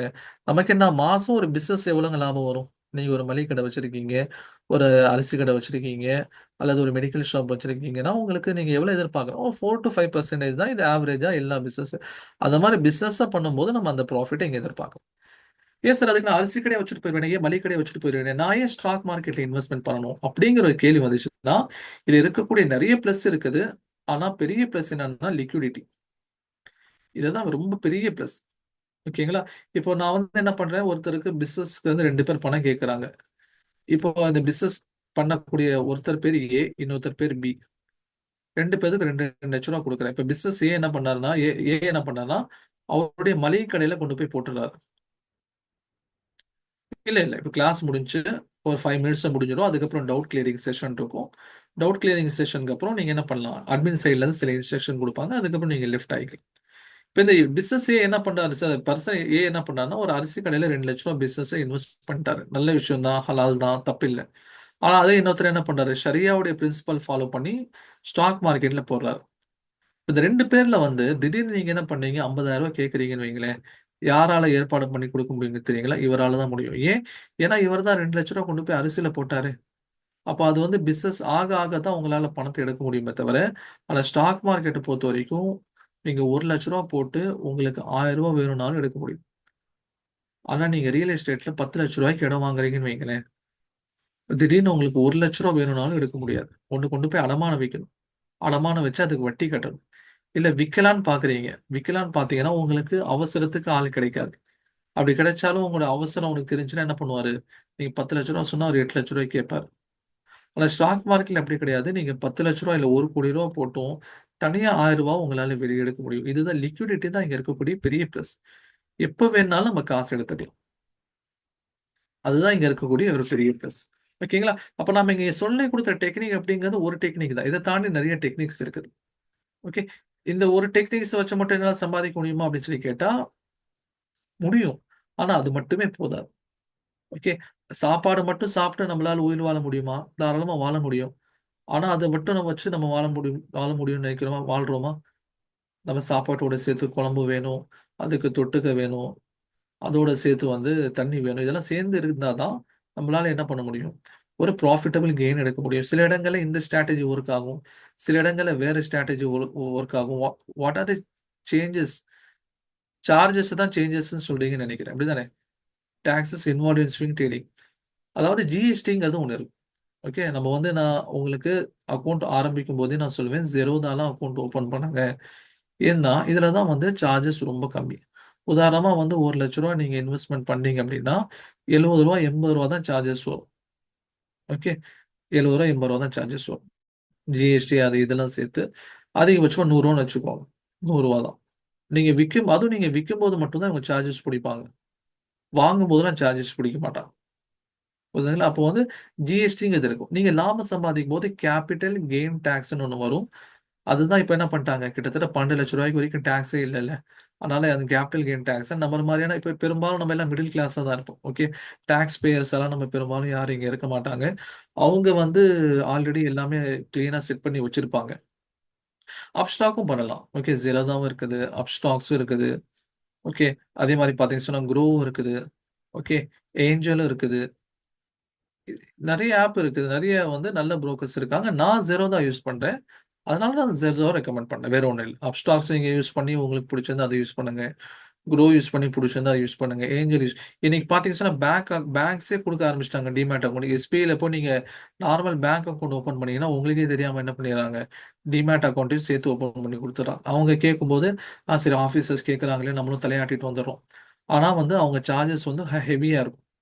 எஸ்பிஐல, ஐஏஎஃப்எல்லாம் சார்ஜஸ் ஹெவியா இருக்கும். ஓகேங்களா? அதனால என்ன பண்ண வேண்டாம். அந்த பக்கம் நம்ம சார்ஜ் அதிகமா இருக்கிற இடத்துல நம்ம சம்பாதிச்சு ஏன் போய் டாக்ஸ்லயும், புரோக்கருக்கும் குடுக்கணும். நம்ம கம்மியா எங்க புரோக்கர் வாங்குறாங்களோ, அங்க போய் சேர போறோம். இப்ப இவங்கலாம் பார்த்தீங்கன்னா, கம்மியா வாங்கக்கூடிய புரோக்கர்ஸ். நான் ரொம்ப காலமா Zerodha யூஸ் பண்ணிட்டு இருக்கேன். Zerodhaல நெறைய ப்ளஸும் இருக்குது. அது நீங்க ரெகுலர் கிளாஸஸ் ஜாயின் பண்ணும்போது நான் சொல்றேன். ஓகேங்களா? அதே மாரி பார்த்தீங்கன்னா, இப்போ நம்முடைய கிளாஸஸ் அப்படிங்கிறது அஃபிஷியலி ஓவர். ஷரியாவுடைய ஆங்கிள் என்னங்கிறத நான் உங்களுக்கு சொல்லிக் குடுத்துட்டேன். அதே நேரத்தில வந்து ஒரு சாம்பிள் டூலும் சொல்லிக் குடுத்துட்டேன். இதோட டீட்டெயில்டு வந்து நீங்க கிளாஸஸ்ல அட்டெண்ட் பண்ணும்போது, உங்களுக்கு என்ன பண்ணுவோம், இன்ஷா அல்லாஹ் டீட்டெயில்டா நம்ம உங்களுக்கு கைய பிடிச்சு கூட்டு போவோம். கிளாஸுடைய மாடியூல் பார்த்தீங்கன்னு சொன்னா, அதாவது 1 மாசம் இருக்கும். நம்ம இங்க அந்த டேட்டா மிஸ் ஆயிருச்சு. நம்முடைய கிளாஸுடைய தியரி பார்ட் பார்த்தீங்கன்னா, 1 மாசம் வரைக்கும் உங்களுக்கு வந்து தியரி இருக்கும். சாரி 17 கிளாஸஸ் வந்து உங்களுக்கு தியரி இருக்கும். ஓகேங்களா? ஒரு 10 கிளாஸ் வந்து பிராக்டிகல் கிளாஸ் இருக்கும். எப்போ கிளாஸஸ் வைப்போம்? மண்டே டூ ஃப்ரைடே கிளாஸ் இருக்கும். 5 டே. ஓகேங்களா? இப்ப அந்த வகையில பார்த்தோம்னா, கிட்டத்தட்ட 3 வாரத்திலருந்து 4 வாரம் வரைக்கும் தியரியுடைய கிளாஸ் இருக்கும். 2 வாரம் வரைக்கும் என்ன இருக்கும்னு சொன்னா, 10 நாளுங்கிறதுனால 2 வாரம் உங்களுக்கு வந்து பிராக்டிகல் கிளாஸ் இருக்கும். அப்போ வந்து டோட்டலா ஒரு 5லருந்து 6 வாரம். Including Saturday, Sunday. 5 டூ 6 வாரங்கிறது கிட்டத்தட்ட 1லருந்து 1 1/2 மாசம் வரைக்கும் கோர்சஸ் இருக்கும். கிளாஸ் டைமிங்கிறது மேஜரா ஸ்டூடண்ட்ஸ் கிட்ட கேட்டு தான் வந்து நம்ம ஃபிக்ஸ் பண்ணுவோம். பெரும்பாலான ஸ்டூடண்ட்ஸ் இதுவரைக்கும் காலையிலன்னு சொல்லியிருக்காங்க. 7 ஏஎம் டூ 8 ஏஎம் தான் நாங்க கிளாஸ் வச்சுட்டுருக்கோம். ஓகேங்களா? இதுதான் வந்து கன்வீனியன்ட்டான டைமும் கூட. ஏன்னா மார்னிங் வந்து மைண்ட் கொஞ்சம் ஃப்ரெஷ்ஷா இருக்கும். ஓகே. மார்னிங் மைண்ட் ஃப்ரெஷ்ஷா இருக்கும்போது நம்ம படிக்கிறது கொஞ்சம் புரியறதுக்கு ஈஸியா இருக்கும். ஓகேங்களா?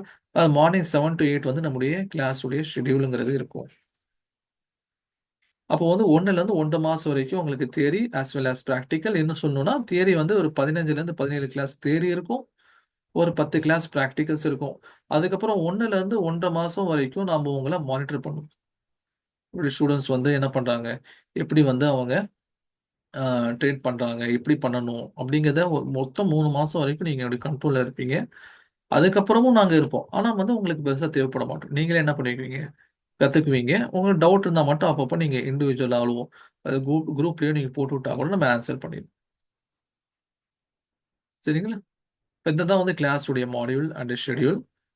ஆ இதுல எப்படி ஜாயின் பண்றது?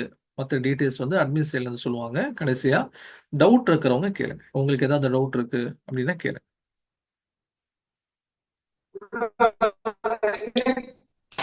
அஸ்ஸலாமு அலைக்கும். ஸ்டூடெண்ட்ஸ்க்கு ஒரு இன்ஃபர்மேஷன் மட்டும் சொல்லிடுறேன்.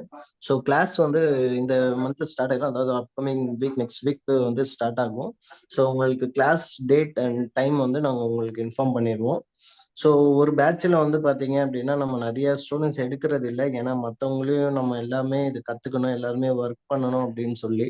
ஸோ அதனால ஒரு பேட்சுக்கு வந்து 35 ஸ்டூடெண்ட்ஸை தான் நம்ம வந்து பிச் பண்ணுவோம். ஓகேங்களா? ஆல்மோஸ்ட் வந்து இன்னும் ஒரு 11 சீட்ஸ் மட்டும்தான் வந்து லெஃப்ட் ஆயிருக்கு. ஸோ இதில் ஜாயின் பண்ணோம் அப்படின்னா பண்ணுங்க. இதுக்கான ஃபீஸ் வந்து பார்த்தீங்கன்னா 10,000 நம்ம முன்னாடி பேட்ச் எல்லாம் நம்ம வச்சிருந்தோம். ஸோ லாஸ்ட் வீக்கும் இந்த வீக்கும் ஓரியன்டேஷன்ல நம்ம என்ன ஆஃபர் பிளான் பண்ணியிருக்கிறோம் அப்படின்னா, நீங்க 10,000 பே பண்ண தேவையில்ல. அதுல வந்து 50% நீங்க பே பண்ணா போதும் அப்படின்ற மாதிரி பிளான் பண்ணியிருக்காங்க. ஸோ 5,000 அப்படின்னு சொல்லி. ஸோ இதுதான் நம்ம வந்து கொண்டு போயிட்டு இருக்கோம். அப்போ வந்து இன்னைக்கு அட்டென்ட் பண்ண ஸ்டூடெண்ட்ஸ்க்கு அடிஷ்னல் பெனிஃபிட்டா என்ன கொடுக்கலாம் அப்படின்னா, அந்த 5,000லயும் இன்னொரு அடிஷ்னல் 1,000 டிஸ்கவுண்ட் பண்ணி வெறும் 4,000 பே பண்ணா போதும். இந்த 1 மந்த்துக்கான ட்ரைனிங் வந்து அவங்க ஜாயின் பண்ணிக்கலான்றது மேனேஜ்மெண்ட் சைட்ல இருந்து சொல்லியிருக்காங்க. ஸோ இன்னைக்கு வந்து பேமெண்ட் பண்ணிட்டீங்க அப்படின்னா, ஸோ உங்களுக்கு வந்து சேட் பாட்ல உங்களுக்கு எல்லா இன்ஃபர்மேஷனும் நான் கொடுக்குறேன் பாருங்க. ஸோ இதுல வந்து நீங்க ஜிபேலயோ இல்லை அக்கௌண்ட் நம்பர்லயோ நீங்க வந்து டிரான்ஸ்ஃபர் பண்ணிட்டீங்க அப்படின்னா, நீங்க வந்து அந்த குரூப்ல இருக்கக்கூடிய என்னுடைய நம்பர்ல வந்து நீங்க பே பண்ண ஸ்கிரீன்ஷாட் அனுப்பிட்டு உங்களுடைய ஃபுல் நேமும் அனுப்புங்க. இந்த நேம் எதுக்காக அப்படின்னா, உங்களுக்குன்னு ஒரு ரெக்கார்டட் லிங்க் கொடுத்துருவோம். ஏன்னா ஒரு மாசமும் எல்லாருமே கிளாஸஸ் வந்து அட்டென்ட் பண்ண முடியாது, ஏதாவது ஒரு வகையில வந்து வெளியில போற மாதிரி இருக்கும். ஸோ அப்போ நம்ம என்ன பண்றோம்னா, இந்த ரெக்கார்டிங் கிளாஸை உங்களுக்கு கொடுத்துருவோம். ஓகேங்களா? இந்த ரெக்கார்டிங் கிளாஸ் வந்து எப்போ வரைக்கும் சார் வேலிடிட்டி? கோர்ஸ் முடிஞ்சிச்சுன்னா ஒரு மாசம் வரைக்குமான்னு கேட்டீங்கன்னா கிடையாது. கோர்ஸ் முடிச்சு 2 வருஷம் உங்களுக்கு வேலிடிட்டி கொடுத்துருவோம். அந்த 2 வருஷத்துல வந்து நீங்க எப்போ வேணா 24/7 நீங்க அக்சஸ் பண்ணிக்கலாம். அதுக்கடுத்து நீங்க பேமெண்ட் பண்ணி ஸ்கிரீன்ஷாட் அனுப்புனதுக்கு அப்புறம் உங்களுக்கு ஒரு ரெக்கார்டிங் அப்ளிகேஷன் இன்ஸ்டால் பண்ணி கொடுத்துருவோம். அது கூடவே உங்களுக்கான ஒரு ரெஜிஸ்ட்ரேஷன் ஐடியும் கொடுப்போம். அந்த ரெஜிஸ்ட்ரேஷன் ஐடி எதுக்காகன்னு கேட்டீங்கன்னா, ஒரே பேர்ல நிறைய பேர் இருப்பாங்க, உமர் அப்படின்னு சொல்லி. அப்போ வந்து பாத்தீங்க அப்படின்னா, அது என்ன உமர் அப்படின்னு சொல்லி ஒரு ஒரு மெம்பருக்கும் வந்து பாத்தீங்கன்னா ஒரு ஒரு ஐடி நம்ம ஜென்ரேட் பண்ணி கொடுத்துருவோம் இன்ஷா அல்லாஹ். ஸோ வந்து சில பேர் வந்து எனக்கு கால் பண்ணிட்டு இருக்கீங்க, நான் இந்த செஷன் முடிச்சுட்டு நான் உங்களுக்கு அட்டன் பண்றேன் நான். ஸோ ஜாயின் பண்ணணும் அப்படின்னா நீங்க வந்து இப்போ நான் சேட் பாட்ல இன்னொரு வாட்டி மெசேஜ் அனுப்புறேன், அந்த நம்பருக்கு நீங்க ஜிபேல ட்ரான்ஸ்ஃபர் பண்ணிட்டு ஸ்கிரீன்ஷாட்டும் எனக்கு அனுப்புங்க இன்ஷா அல்லாஹ்.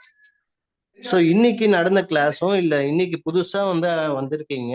ஸோ அதனால போன வாரம் நடந்த அந்த ஓரியன்டேஷன் கிளாஸும் நான் வந்து குரூப்லயே அனுப்புறேன். ஸோ அதனால இப்போ ஜூம்ல அட்டன் பண்ணியிருக்கக்கூடிய மெம்பர்ஸ் வந்து அந்த குரூப்லயும் ஜாயின் பண்ணிக்கோங்க. ஏன்னா அப்போதான் ரெக்கார்டட் லிங்க் அந்த குரூப்புக்கு மட்டும்தான் நம்ம ஷேர் பண்ணுவோம்.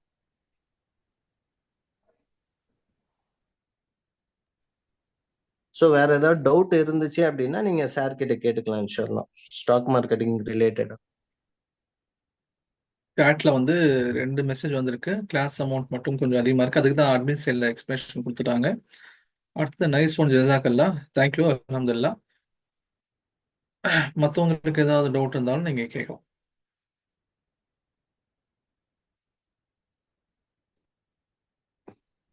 இன்னைக்கு ஃபீஸ் பத்தி இருக்கக்கூடிய ஒரு பெரிய ஆப்பர்ச்சுனிட்டி இது. சாரி ஓகே, சார், நம்ம ஃபீஸ் பத்தி கேட்டிருக்காங்க. ஓகே அப்போ வந்து ஓகே இப்போ நம்ம வந்து ஃபீஸ் ரிகார்டிங்கா நம்ம நிறைய ரிசர்ச் பண்ணதுல சில பேர் வந்து வெறும் 7 டேஸ்க்கே வந்து 8,000 அந்த மாதிரி வந்து வச்சிருக்காங்க ஃபீஸ். ஸோ நம்ம சைப்பா பொறுத்த வரைக்கும் நிறைய மெம்பர்ஸ்க்கு தெரியும். சைப்பால ஆல்ரெடி நிறைய குரூப்ல இருக்கிறவங்களே வந்து கூட ஜாயின் பண்ணியிருக்கீங்க, அல்ஹம்துலில்லாஹ். ஏன்னா சைபர் ட்ரீ வந்து நம்ம ஸ்டார்டிங்கே சொன்ன மாதிரி empowering the people in affordable way. அவங்கள வந்து அதிகமா ஸ்பெண்ட் பண்ணி படிச்ச மாதிரியும், இது வரைக்கும் நமக்கு வந்து ரிவ்யூஸ் எல்லாமே நீங்க கூகுள் ரிவ்யூஸும் நீங்க சைபாட்ரியில பார்க்கலாம். இந்த ஸ்டாக் மார்க்கெட்டிங்கா இருக்கட்டும், இல்லை நாங்க நடத்துற எல்லா ட்ரைனிங்கும் அஃபோர்டபுள் ப்ரைஸ்ல இவ்வளோ நாலேஜை நம்ம வந்து கொடுக்குறாங்க அப்படின்ற மாதிரி தான் மெயினா ரிவ்யூஸ் எல்லாமே இருக்கும். ஏன்னா நம்ம அதுல தான் யூனிக்னஸ் காட்டிட்டு இருக்கோம். ஸோ அதனால வந்துட்டு இது அஃபோர்டபுள் ப்ரைஸ். ஸோ இன்ஷால்லா நீங்க வந்து கண்டிப்பா ஜாயின் பண்ணலாம். ஜிசாக்கல்லா ஹைர்.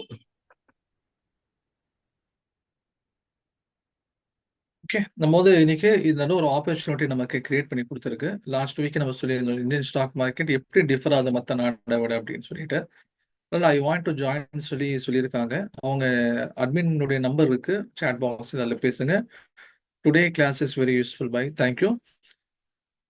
It is required any local bank account for opening demat account. ஆமாம், இப்போ டிமேட் அக்கௌண்ட் இப்போ நம்ம பழைய ஸ்டூடெண்ட்ஸ் எல்லாம் பார்த்தீங்கன்னா நிறைய பேர் சவுதியில இருந்தும் துபாயில இருந்தும் அட்டன் பண்ணியிருந்தாங்க.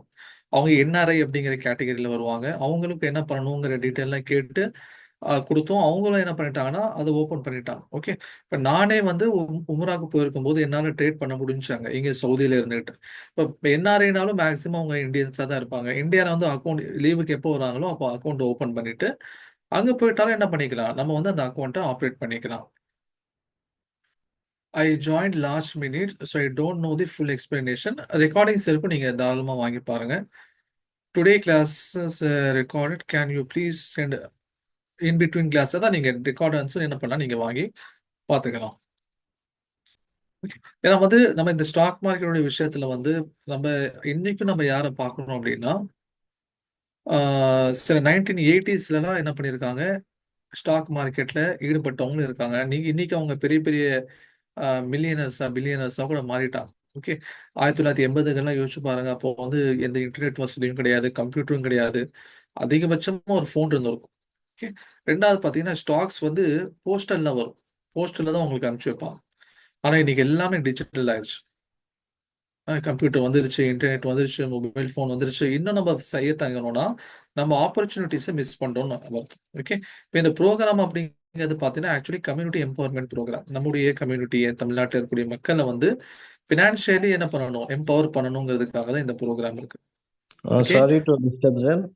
சில விமென்ஸ் வந்து சிஸ்டர்ஸ் கேட்குறாங்க, லேடிஸ் கேர்ள்ஸுக்கு வந்து ஜாயின் பண்ணலாமா அப்படின்னு சொல்லி. ஸோ அதுவும் நீங்கள் இன்ஃபார்ம் பண்ணிடுங்க சார், உங்களோட மெயின் ஆடியன்ஸ் யாரா இருக்கு அப்படின்ட்டு. ஆமா. இப்ப ஆரம்பத்துல நம்ம வந்து இத ஆரம்பிக்கும்போது 2 பேர மெயினா டார்கெட் பண்ணோம். ஒண்ணு வந்து உலமாக்கள், 2வது இஸ்லாமிய படித்த பெண்கள். ஏன் உலமாக்கள டார்கெட் பண்ணோம் அப்டின்னா, அவங்களுக்கு இன்னொரு அடிஷனல் இன்கம் தேவைப்படுது. அவங்களுக்கு கம்பளம் எப்பவுமே சம்பளம் எப்பவும் கம்மியா தான் இருக்குங்கிறதுக்காக. படித்த பெண்கள் ஏன் சொன்னா, இன்னைக்கு நெறைய பெண்கள் அல்ஹம்துலில்லாஹ் படிக்கிறாங்க. ஆனா வெளியில போய் வேலை பார்க்கறதுக்கான சிச்சுவேஷன் இல்ல. ஃபேமிலில இருக்கக்கூடிய கமிட்மெண்ட், பெர்மிஷன், பர்தாவுடைய விஷயங்கள், பாதுகாப்புடைய விஷயங்கள் அப்படிங்கறனால வெளியே போறதுக்கான வாய்ப்புகள் இல்லை. இப்போ இங்க நம்ம கிளாஸஸ்ல பாத்தீங்கன்னா எல்லாம் பரதால நடக்கும். இந்த வீடியோவும் இருக்காது. ஜஸ்ட் நான் நடத்த போறேன். நீங்க என்ன பண்ண போறீங்கன்னா அதை பார்க்க போறீங்க. உங்களுக்கு ஏதாவது டவுட் இருந்துச்சுன்னா நீங்க சாட்ல கேட்க போறீங்க, இல்ல வாட்ஸ்அப்ல அனுப்பிச்சு டவுட் கேட்க போறீங்க. அப்போ முழு பரதான அடிப்படையில நடத்துவோங்கறனால பெண்களுக்கு ரொம்ப அதிகமா யூஸ் ஆகும். இப்ப மத்தவங்களுக்கு யூஸ் ஆகாதான்னு கேட்டா அப்படி இல்ல. மத்தவங்களுக்கு யூஸ் ஆகும். நான் ஆரம்பத்துல டார்கெட் பண்ணது இவங்க. ஏன்னா நிறைய படித்த பெண்கள் இன்னைக்கு வீட்டுல சும்மா தான் இருக்காங்க. முக்கியமா பாத்தீங்கன்னா அந்த டைம்ங்கிறது பாத்தீங்கன்னா ஸ்டாக் மார்க்கெட்டோட டைம் கன்வீனியன்ட் டைம். ஏன்னா காலையில 9:15 தான் மார்க்கெட் ஆரம்பிக்குது. அதுக்கு முன்னாடி அவங்களுடைய குழந்தைங்களை ஸ்கூலுக்கு அனுப்பணும், அவங்க ஹஸ்பண்ட் வேலைக்கு போகணும்னா அவங்க எல்லாத்தையும் அனுப்பிச்சிட்டு அதுக்கப்புறம் ஃப்ரீ ஆயிடுவாங்க. மார்க்கெட்டோட டைம்னா அவங்க மார்க்கெட்ல உட்காரலாம். 3:30க்கு மார்க்கெட் முடிஞ்சிருது அப்படின்னு சொன்னா 3:30 மார்க்கெட் ஃப்ரீ ஆயிட்டு குழந்தைங்க வீட்டில் வராங்கன்னா அவங்கள ரிசீவ் பண்றதுக்கு, ஹஸ்பண்ட் வராங்கன்னா அவங்கள ரிசீவ் பண்றதுக்கு கன்வீனியன்ட்டா அவங்க டைம் போயிடும். ஓகே. அப்போ வந்து நமக்கு கன்வீனியன்ட்டான டைம் தான் மார்க்கெட் இருக்கும். அதே மாதிரி சாட்டர்டே சண்டே எல்லா சாட்டர்டே சண்டே லீவு. அதே மாதிரி கவர்மெண்ட் ஹாலிடேஸ் வந்தாலும் இன் பிட்வீன் டேஸ்ல லீவ் கொடுத்துருவாங்க. அப்போ மார்க்கெட் வந்து வாரத்துக்கு 5 நாள் தான் இருக்கும். சில சமயங்கள் 4 நாள் தான் இருக்கும் கவர்மெண்ட் ஹாலிடேஸ் வந்துச்சு. இப்போ எல்லா விதத்திலயும் நம்ம கன்வீனியன்ட்டா இருக்குங்கிறனால இஸ்லாமிய பெண்களுக்கும் இது ரொம்ப கன்வீனியன்ட். பரதானுடைய அடிப்படையில வீட்டில் உட்காந்தே நமக்கு ஒரு சின்னதா இன்கம் ஏர்ன் பண்றதுக்கு நல்ல ஒரு ஆப்பர்ச்சுனிட்டி இது. பட் என்ன பண்ணணும், கொஞ்சம் கத்துக்கிட்டு செய்யணும், அவ்வளவுதான். ஓகேங்களா? கத்துக்கிட்டு நம்ம பேராசைப்படாம எப்படி செய்யணும் அப்படிங்கிற எல்லா விஷயங்களையும் நம்ம என்ன பண்ணிடுவோம், உங்களுக்கு கிளாஸ் நம்ம கொடுத்துருவோம்.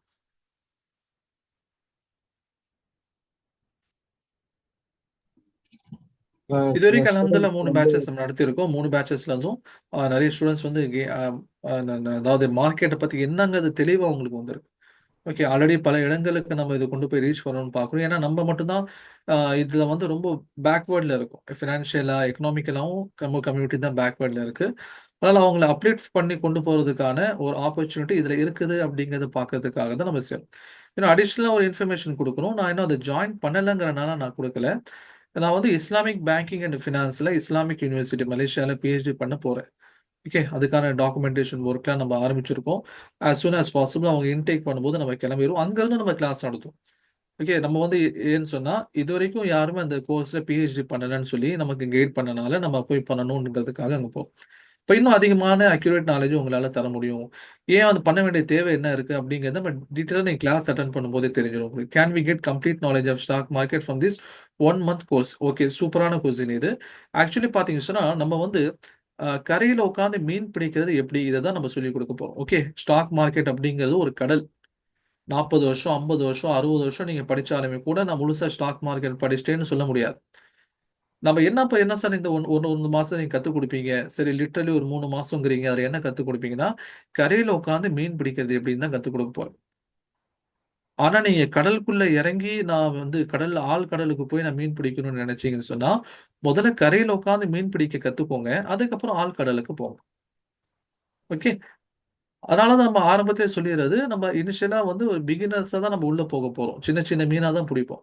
பெரிய பெரிய மீன்லாம் பிடிக்கணும், கடலுக்கு போகணுங்கிற போது, முதல்ல சின்ன மீன புடிச்சு கத்துக்கிட்டு அதுக்கப்புறம் போங்க. இது பேசிக் கோர்ஸா தான் இருக்கும். நம்முடைய கோர்ஸ் அப்படிங்கிறது ஒரு பேசிக் லெவல் கோர்ஸ். அட்வான்ஸ் கோர்ஸஸும் நாங்க ஆரம்பிக்க இருக்கிறோம். ஓகே. அதுவும் வந்து அட்மின் சைட்ல சார் ஆரம்பிங்கன்னு சொல்லி கேட்டுட்டு தான் இருக்காங்க. நான் அத என்ன பண்ணி பார்த்துட்டு இருக்கேன்னு சொன்னா, ரியல் டைம் மார்க்கெட்ல அப்ளை பண்ணி பார்த்துட்டு இருக்கேன். அது எனக்கு எனக்கு கண்ட்ரோல்ல வந்ததுக்கு அப்புறம் தான் என்ன பண்ண முடியும்? அது மத்தவங்களுக்கு நான் சொல்லி தர முடியும். அதனால அந்த வெயிட்டிங்ல வச்சிருக்கேன். அட்வான்ஸ் கோர்ஸஸும் நம்ம நடத்துவோம். இன்ஷால்லா நாளைக்கு உங்களுக்கு தேவைப்பட்டுச்சு, நான் வந்து கரையில உட்காந்து மீன் பிடிச்சு எனக்கு வந்து போர் அடிச்சு போகுது சார், எனக்கு ஆழ்கடலுக்கு போணும் அப்படின்னா, ஆழ்கடல் போறதுக்கும் நாங்க வெளிய சொல்லிக் குடுப்போம். இந்த கோர்ஸ் அப்படிங்கிறது நீங்க நல்ல கொஸ்டின் கேட்டீங்க. 1 மாசம், 1 1/2 மாசம், 3 மாசத்துல முடியுமா? 1 1/2 மாசத்துல நீங்க என்ன பண்ணிக்குவீங்க? கத்துக்குவீங்க. இன்னொரு 1 1/2 மாசம் நீங்க பிராக்டிஸ் எடுப்பீங்க. அதுக்கப்புறம் பார்த்தீங்கன்னா, கொஞ்சம் கொஞ்சமா சின்ன சின்ன இன்வெஸ்ட்மென்ட் போட்டு நீங்க லாபம் சம்பாதிக்க பார்ப்பீங்க. இப்ப 5000மோ, 10,000மோ போட்டு லாபம் சம்பாதிக்க பார்ப்பீங்க. அதுல உங்களுக்கு லாபம் வந்தா தான் நீங்க அடுத்து போக போறீங்க. கரெக்ட்டுங்களா? நான் சொன்னதுக்காக நீங்க என்ன பண்ண மாட்டீங்க, இறங்க மாட்டீங்க. இதுதான் நம்ம சொல்லக்கூடிய ப்ரொசீஜர். 1 1/2 மாசம் நீங்க நம்ம கிட்ட இருக்கணும். 1 1/2 மாசம் நீங்க ஓனா ட்ரெய்னிங் எடுக்கணும். ரியல் மார்க்கெட் இல்லாம ஒரு டம்மி மார்க்கெட். ஓகேங்களா? அது நம்ம எப்படிங்கிறத சொல்லுவோம். அதுக்கப்புறம் ரியல் மார்க்கெட்ல கொஞ்சம் கொஞ்சமா பணத்த இறக்கி இறக்கி அதுக்கு லாபம் வர தான் உள்ள இறக்குவீங்க. அதுக்கப்புறம் உங்களுக்கே அது பழகிரும். ரியாலிட்டி தான். இப்ப எனக்கு வந்து அ 8 வருஷம், 7 வருஷம் அனுபவம் இருக்குன்னா, இப்ப நீ புதுசா பிகினர்ஸா வரீங்க அப்படின்னா, உங்களுக்கும் எனக்குமான இடைவெளி ரொம்ப அதிகம். ஓகே. என்னால எப்படி சம்பாதிக்க முடியுமோ, அந்த மாரி உங்களால சம்பாதிக்க முடியாது. ஆனா நீங்க கொஞ்சம் கொஞ்சமா உள்ள இறங்குறீங்க. நல்லா வந்து பொறுமையா இருக்கீங்க. நல்லா வந்து அக்யூரேட்டா பார்க்குறீங்க. ரெகுலரா நீங்க ப்ரொசீஜர ஃபாலோ பண்ணீங்கன்னா, என்ன விட நீங்க அட்வான்ஸா மேல போயிரலாம். ஓகே. இதுதான் விஷயம். சில சமயங்கள்ல வந்து குருவ விட மாணவர் வந்து அட்வான்ஸா போறார்ல, அந்த மாரி கூட பண்ண முடியும். அதனால நல்ல ஒரு கொஸ்டின் அது கேட்டது. சார் டவுன் ஆகும் ஷேர் இன்கிரீஸ் ஆகும், லாஸ் ஆகுமா? சார் டவுன் ஆகுது சார், இன்கிரீஸ் ஆகும், லாஸ் ஆகுமா? இது வந்து ஒன் லைன்ல சொல்ல முடியாது. இது வந்து ரியல் டைம் பிராக்டிகல் எக்ஸாம்பிள்ல வச்சு தான் நம்ம எக்ஸ்பிளைன் பண்ண முடியும். ஓகே. அதனால நீங்க அந்த மாரி கிளாஸ் அட்டெண்ட் பண்ணும்போது உங்களுக்கு எல்லா டீட்டெயில்ஸும் உங்களுக்கு நம்ம எக்ஸ்பிளைன் பண்ணிருவோம். NRE account can open demat account R open NRO account. இது வந்து நான் உங்களுக்கு ஒரு ஆடியோ இருக்கு. நான் அந்த ஆடியோ உங்களுக்கு நான் அனுப்பிச்சு விடுறேன். அந்த ஆடியோ நீங்க கேட்டீங்கன்னு சொன்னாலே உங்களால முடியும். ஓகே. நான் ரெசிடென்ட் இந்தியன் வந்து பேங்க் அக்கவுண்ட் எப்படி ஓப்பன் பண்ணணும், டிமேட் அக்கவுண்ட் எப்படி ஓப்பன் பண்ணணும், சில ப்ரொசீஜர்ஸ் இருக்கு. அது உண்மையிலுமே வந்து இந்தியன்ஸ்க்கு இருக்கிறத விட கொஞ்சம் வந்து ஹெக்டிக் ஒர்க் தான். அது இல்லன்னு சொல்றதுக்கு இல்ல. ஆனா அது முடியாது அப்படிங்கிறதும் இல்ல. ஓகே. ஒரு ஒரு லேடி வந்து ஸ்ரீலங்கால இருந்து அட்டெண்ட் பண்றாங்க. அவங்க இந்தியன் மார்க்கெட்ல அவங்களால இன்வெஸ்ட்மென்ட்டே பண்ண முடியாது. அத நான் ஓப்பனா சொல்லிட்டேன். ஆனா என்ன அவங்க பேசிக்லாம் கத்துக்கிட்டு, அவங்க ஸ்ரீலங்கால இருக்கக்கூடிய மார்க்கெட்ல ஒர்க் பண்ணலாம் அப்படின்னு சொன்னனால, அவங்க கிளாஸ் அட்டெண்ட் பண்றாங்க. டவுட் வந்தா WhatsAppல கேட்டுக்கிறாங்க. அவங்களும் அட்டெண்ட் பண்ணிட்டு இருக்காங்க.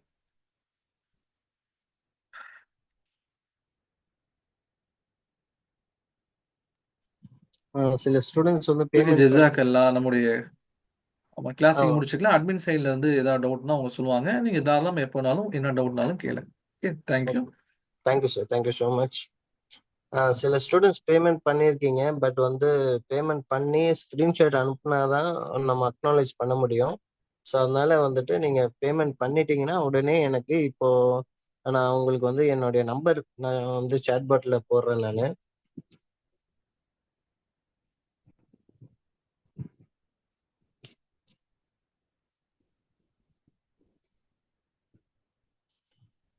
ஸோ பேமெண்ட் பண்ணிட்டீங்க அப்படின்னா இந்த நம்பருக்கு வாட்ஸ்அப்பில் ஸ்க்ரீன்ஷாட் அனுப்புங்க. ஸோ உங்களுக்கு அக்கௌண்ட் நம்பர் ஜிபே வந்துட்டு இப்போ வந்து சாட்பாட்டில் நான் திருப்பி அனுப்புகிறேன். நீங்கள் குரூப்லேயும் ஜாயின் பண்ணிக்கோங்க.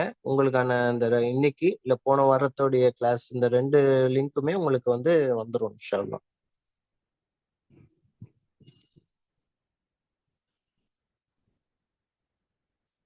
சில சிஸ்டர்ஸும் கேட்டிருந்தீங்க சார் நாங்கள் ஜாயின் பண்ணலாமா அப்படின்னு சொல்லி சார் எக்ஸ்பிளைன் பண்ணியிருப்பாங்க. ஸோ நீங்களும் வந்துட்டு ஜாயின் பண்ணிக்கலாம். ஸோ பேமெண்ட் பண்ண உடனே உங்களுக்கு வந்து ஒரு ரெக்கார்டட் லிங்க் அனுப்புவோம். ஓகேங்களா? ஸோ அந்த அப்ளிகேஷனை நீங்க வந்து இன்ஸ்டால் பண்ணி விட்டுருவோம் நாங்களே. ஸோ அது மூலமாவே உங்களுக்கு எல்லா ரெக்கார்டிங் வீடியோஸும் நீங்க பார்க்கலாம்.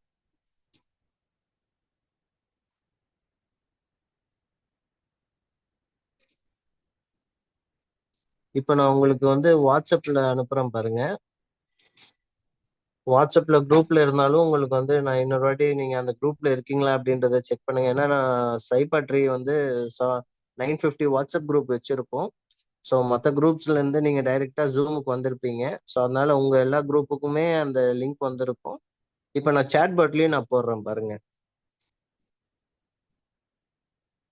ஸோ இதுலயே வந்துட்டு உங்களுக்கு account number, GPay number mention பண்ணியிருப்பேன். நீங்க பேமெண்ட் பண்ணிட்டு அந்த வாட்ஸ்அப் கான்டாக்ட் சொல்லி ஃபர்ஸ்ட் நம்பர் இருக்கு பாருங்க. இதான் என்னுடைய பர்சனல் நம்பர். நீங்க இதுக்கே வந்துட்டு நீங்க அந்த ஸ்கிரீன்ஷாட் அனுப்பிட்டு நீங்க உங்க நேமை வந்து சென்ட் பண்ணிக்கலாம் இன்ஷா அல்லாஹ். ஸோ சைப்பால வந்து இதை தவிர்த்து வேற என்னெல்லாம் ட்ரைனிங் இருக்கு அப்படின்னு நீங்க என்கொயரி பண்ணாலும் பண்ணலாம். நம்ம வந்து English communication, graphic design advance லெவல்ல நம்ம எடுத்துட்டு இருக்கோம். அதே மாதிரி டிஜிட்டல் மார்க்கெட்டிங் எடுத்துட்டு இருக்கோம். ஸோ அதை தாண்டி வந்து எக்ஸ்போர்ட் இம்போர்ட் ட்ரைனிங்கும் நம்ம கொடுத்துட்டு இருக்கோம். ஸோ இந்த மாதிரி ஏதாவது கோர்ஸ் உங்களுக்கு தேவைப்படுது அப்படின்னாலும் நீங்க பண்ணிக்கலாம். ஸோ சைப்பால நீங்க எந்த கோர்ஸ் படிச்சாலுமே அது மூலமா நீங்க வந்து இன்கம் ஜென்ரேட் பண்ற கோர்ஸ் தான் நம்ம வந்து இந்த கரண்ட் ஜென்ரேஷன்ல நம்ம அனலைஸ் பண்ணி எடுத்துட்டு இருக்கோம்.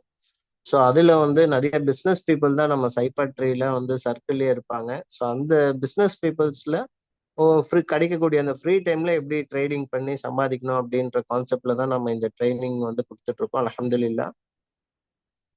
ஸோ ட்ரைனிங் ப்ரோக்ராம் அமௌண்ட்டுன்னு சொல்லியிருக்கீங்க. ஸோ நீங்க என்ன கேட்குறீங்கன்றது புரியல. ஒருவேளை என்னால் லைவ்ல வர முடியாது சார், ரெக்கார்டிங் மட்டுமே பார்த்துக்கலாம், அதுக்கு அமௌண்ட்டுனா அதுக்கும் சேம் அமௌண்ட்டு தான். ஏன்னா நிறைய சவுதி பீப்புள்ஸ் வந்து ஜாயின் பண்ணாங்க. அப்போ நம்ம ஊர் 7 மணிக்கு வந்து பாத்தீங்கன்னா அவங்க ஊர் வந்து இயர்லி மார்னிங் 4 o'clock ஆகுது. அப்போ விடிய காலை 4 மணிக்கு அவங்களால எந்திரிச்சு கிளாஸ் அட்டன் பண்றது கொஞ்சம் கஷ்டமா இருக்கு சார் அப்படின்னாங்க.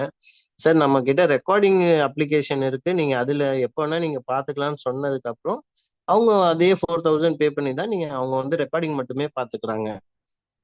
ஓகேங்களா? இப்போ 35 பேர் அப்படின்னா அதுல வந்து 10 12 பேர் வந்து சவுதி பீப்புள்ஸாவே தான் இருப்பாங்க. அதுல நிறைய விமன்ஸும் இருப்பாங்க. ஸோ நீங்க இப்போ இந்த மாதிரி ஒரு மீட்டிங் வந்து கிளாஸ் ஸ்டார்ட் ஆனதுக்கு அப்புறம் நீங்க அட்டன் பண்ணுவீங்க. ஐயோ இது வந்து சரியா புரியல அப்படின்னா உடனே நீங்க வந்து ட்ரைனர் கிட்ட கேட்டுக்கலாம். ஜூம்ல அவரு தான் கிளாஸ் எடுக்கிறதுனால உடனே நீங்க டவுட் கேட்டுக்கலாம். இல்ல கிளாஸ் முடிஞ்சதுக்கு அப்புறம் தான் டவுட் வருது அப்படின்னா உங்களை வந்து பேமெண்ட் பண்ணவங்கள ஒரு குரூப்ல ஆட் பண்ணி இருக்கேன். ஓகேங்களா? இப்போ இன்னைக்கு பேமெண்ட் பண்றவங்களே அதே குரூப்ல தனி ஒரு குரூப்ல ஆட் பண்ணிடுவேன். அந்த குரூப்ல மட்டும்தான் ட்ரெயினர் இருப்பாரு. ஸோ உங்களுக்கு ஏதாவது டவுட் அப்படின்னா நீங்க வந்து அந்த குரூப்ல இருக்கக்கூடிய ட்ரெயினர் நம்பருக்கு நீங்க குரூப்லயும் கேட்கலாம், பர்சனலாவும் கேட்டுக்கலாம். நீங்க குரூப்ல கேட்டீங்க அப்படின்னா உங்களுடைய டவுட் நிறைய பேருக்கு இருக்கும். ஆனா சில பேர் அது கேட்கறதுக்கு கொஞ்சம் ஷையா ஃபீல் பண்ணுவாங்க. அப்போ உங்க மூலியமா மத்தவங்களுக்கும் அது ஆன்சர் கிடைச்ச மாதிரி ஃபீல் ஆகும் இன்ஷா அல்லாஹ். ஸோ இதுக்கு முன்னாடி நடந்த கிளாஸஸ் எல்லாமே வந்து ரிவ்யூஸ் அப்படின்றத சில பேர் வந்து எக்ஸ்பெக்ட் பண்ணுவீங்க. நீங்க டைரெக்டா கூகுள் ரிவ்யூஸ் சைபாட்ரிக்கு நீங்க போனீங்கனாலே அந்த ரிவ்யூஸ் பார்க்கலாம். இல்ல ஹிந்து பீப்புள் வந்து அட்டன் பண்ணலாமான்னு கேக்குறீங்க. லாஸ்ட் டைம் வந்து 3 மெம்பர்ஸ் வந்து அட்டன் பண்ணியிருந்தாங்க. ராஜேஷ், சிவசுப்பிரமணியம், அதுக்கப்புறம் இன்னொரு சிஸ்டர். 3 பேர் வந்து நான் முஸ்லீம் ஹிந்து தான். அவங்களும் அட்டன் பண்ணியிருக்காங்க. அவங்க கிட்ட கிளியரா சொல்லிட்டேன், சார் இது வந்து நாங்க ஹலாலான முறையில தான் இது இது கிளாஸ் போகும். ஹராம் டாபிக் இருக்காது அப்படின்னா அவங்களும் அதுதான் விருப்பப்படுறாங்க. எங்களுக்கும் நான் அதே மாதிரி தான் சார் பண்ணணும் விருப்பம் அப்படின்ட்டு. ஸோ அது கேட்குறப்ப சந்தோஷம். ஸோ அந்த மாதிரி நீங்க பண்ணலாம் சார், ஒன்றும் பிரச்சனையே இல்லை.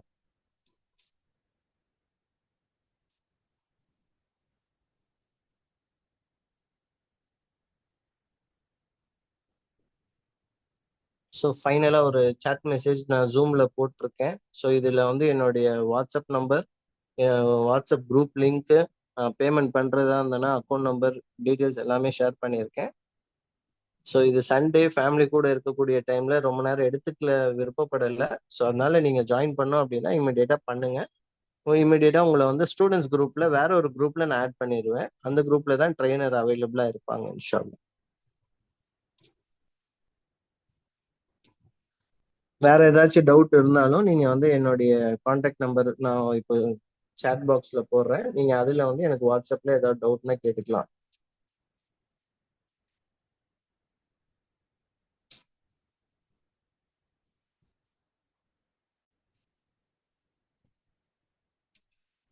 So thank you so much. So செஷனை எண்ட் பண்ணிக்கிறேன். ஸோ ஏதாவது டவுட் இருக்கு அப்படின்னா நீங்க என்னை காண்டாக்ட் பண்ணி பேசிக்கலாம். ஸோ அந்த குரூப்லயே இருங்க. ஒன்று, இந்த ஸ்டாக் மார்க்கெட்டிங் ஜாயின் பண்றது, எங்களுடைய சைப்பாவோட எல்லா அப்டேட்ஸுமே நீங்க ஏதாவது ஒரு குரூப்ல இருந்தாலுமே எங்களுடைய எல்லா மற்ற மற்ற டெவலப்மெண்ட்டுக்கான விஷயம் எல்லாமே உங்களுக்கு வரும். ஸோ அதனால நீங்க வந்துட்டு அந்த குரூப்ல இருங்க இன்ஷா அல்லாஹ்.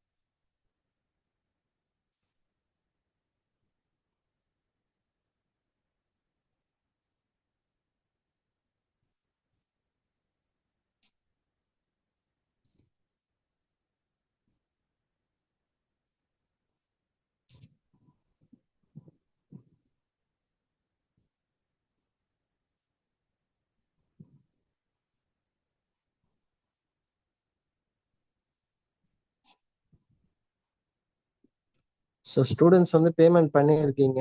பட் வந்து நீங்க ஸ்கிரீன்ஷாட் அனுப்புங்க. அனுப்புனாதான் அது உங்க நேம் அப்படின்னு கன்ஃபார்ம் பண்ணிட்டு அவங்கள குரூப்ல ஆட் பண்ண முடியும்.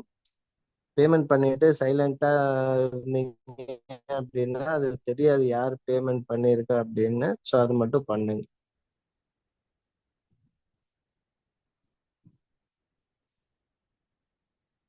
ஸோ 11 சீட்ஸ் மட்டும்தான் லெஃப்ட் இருக்கு. ஸோ அதனால நீங்க வந்து யாரு ஜாயின் பண்ணுமோ சீக்கிரமா ஜாயின் பண்ணிக்கோங்க. நெக்ஸ்ட் வீக் வந்து இமீடியட்டா நாங்கள் டேட் அனௌன்ஸ் பண்ணிடுவோம். அப்போ கிளாஸஸ் வந்து ரெகுலரா போகும்.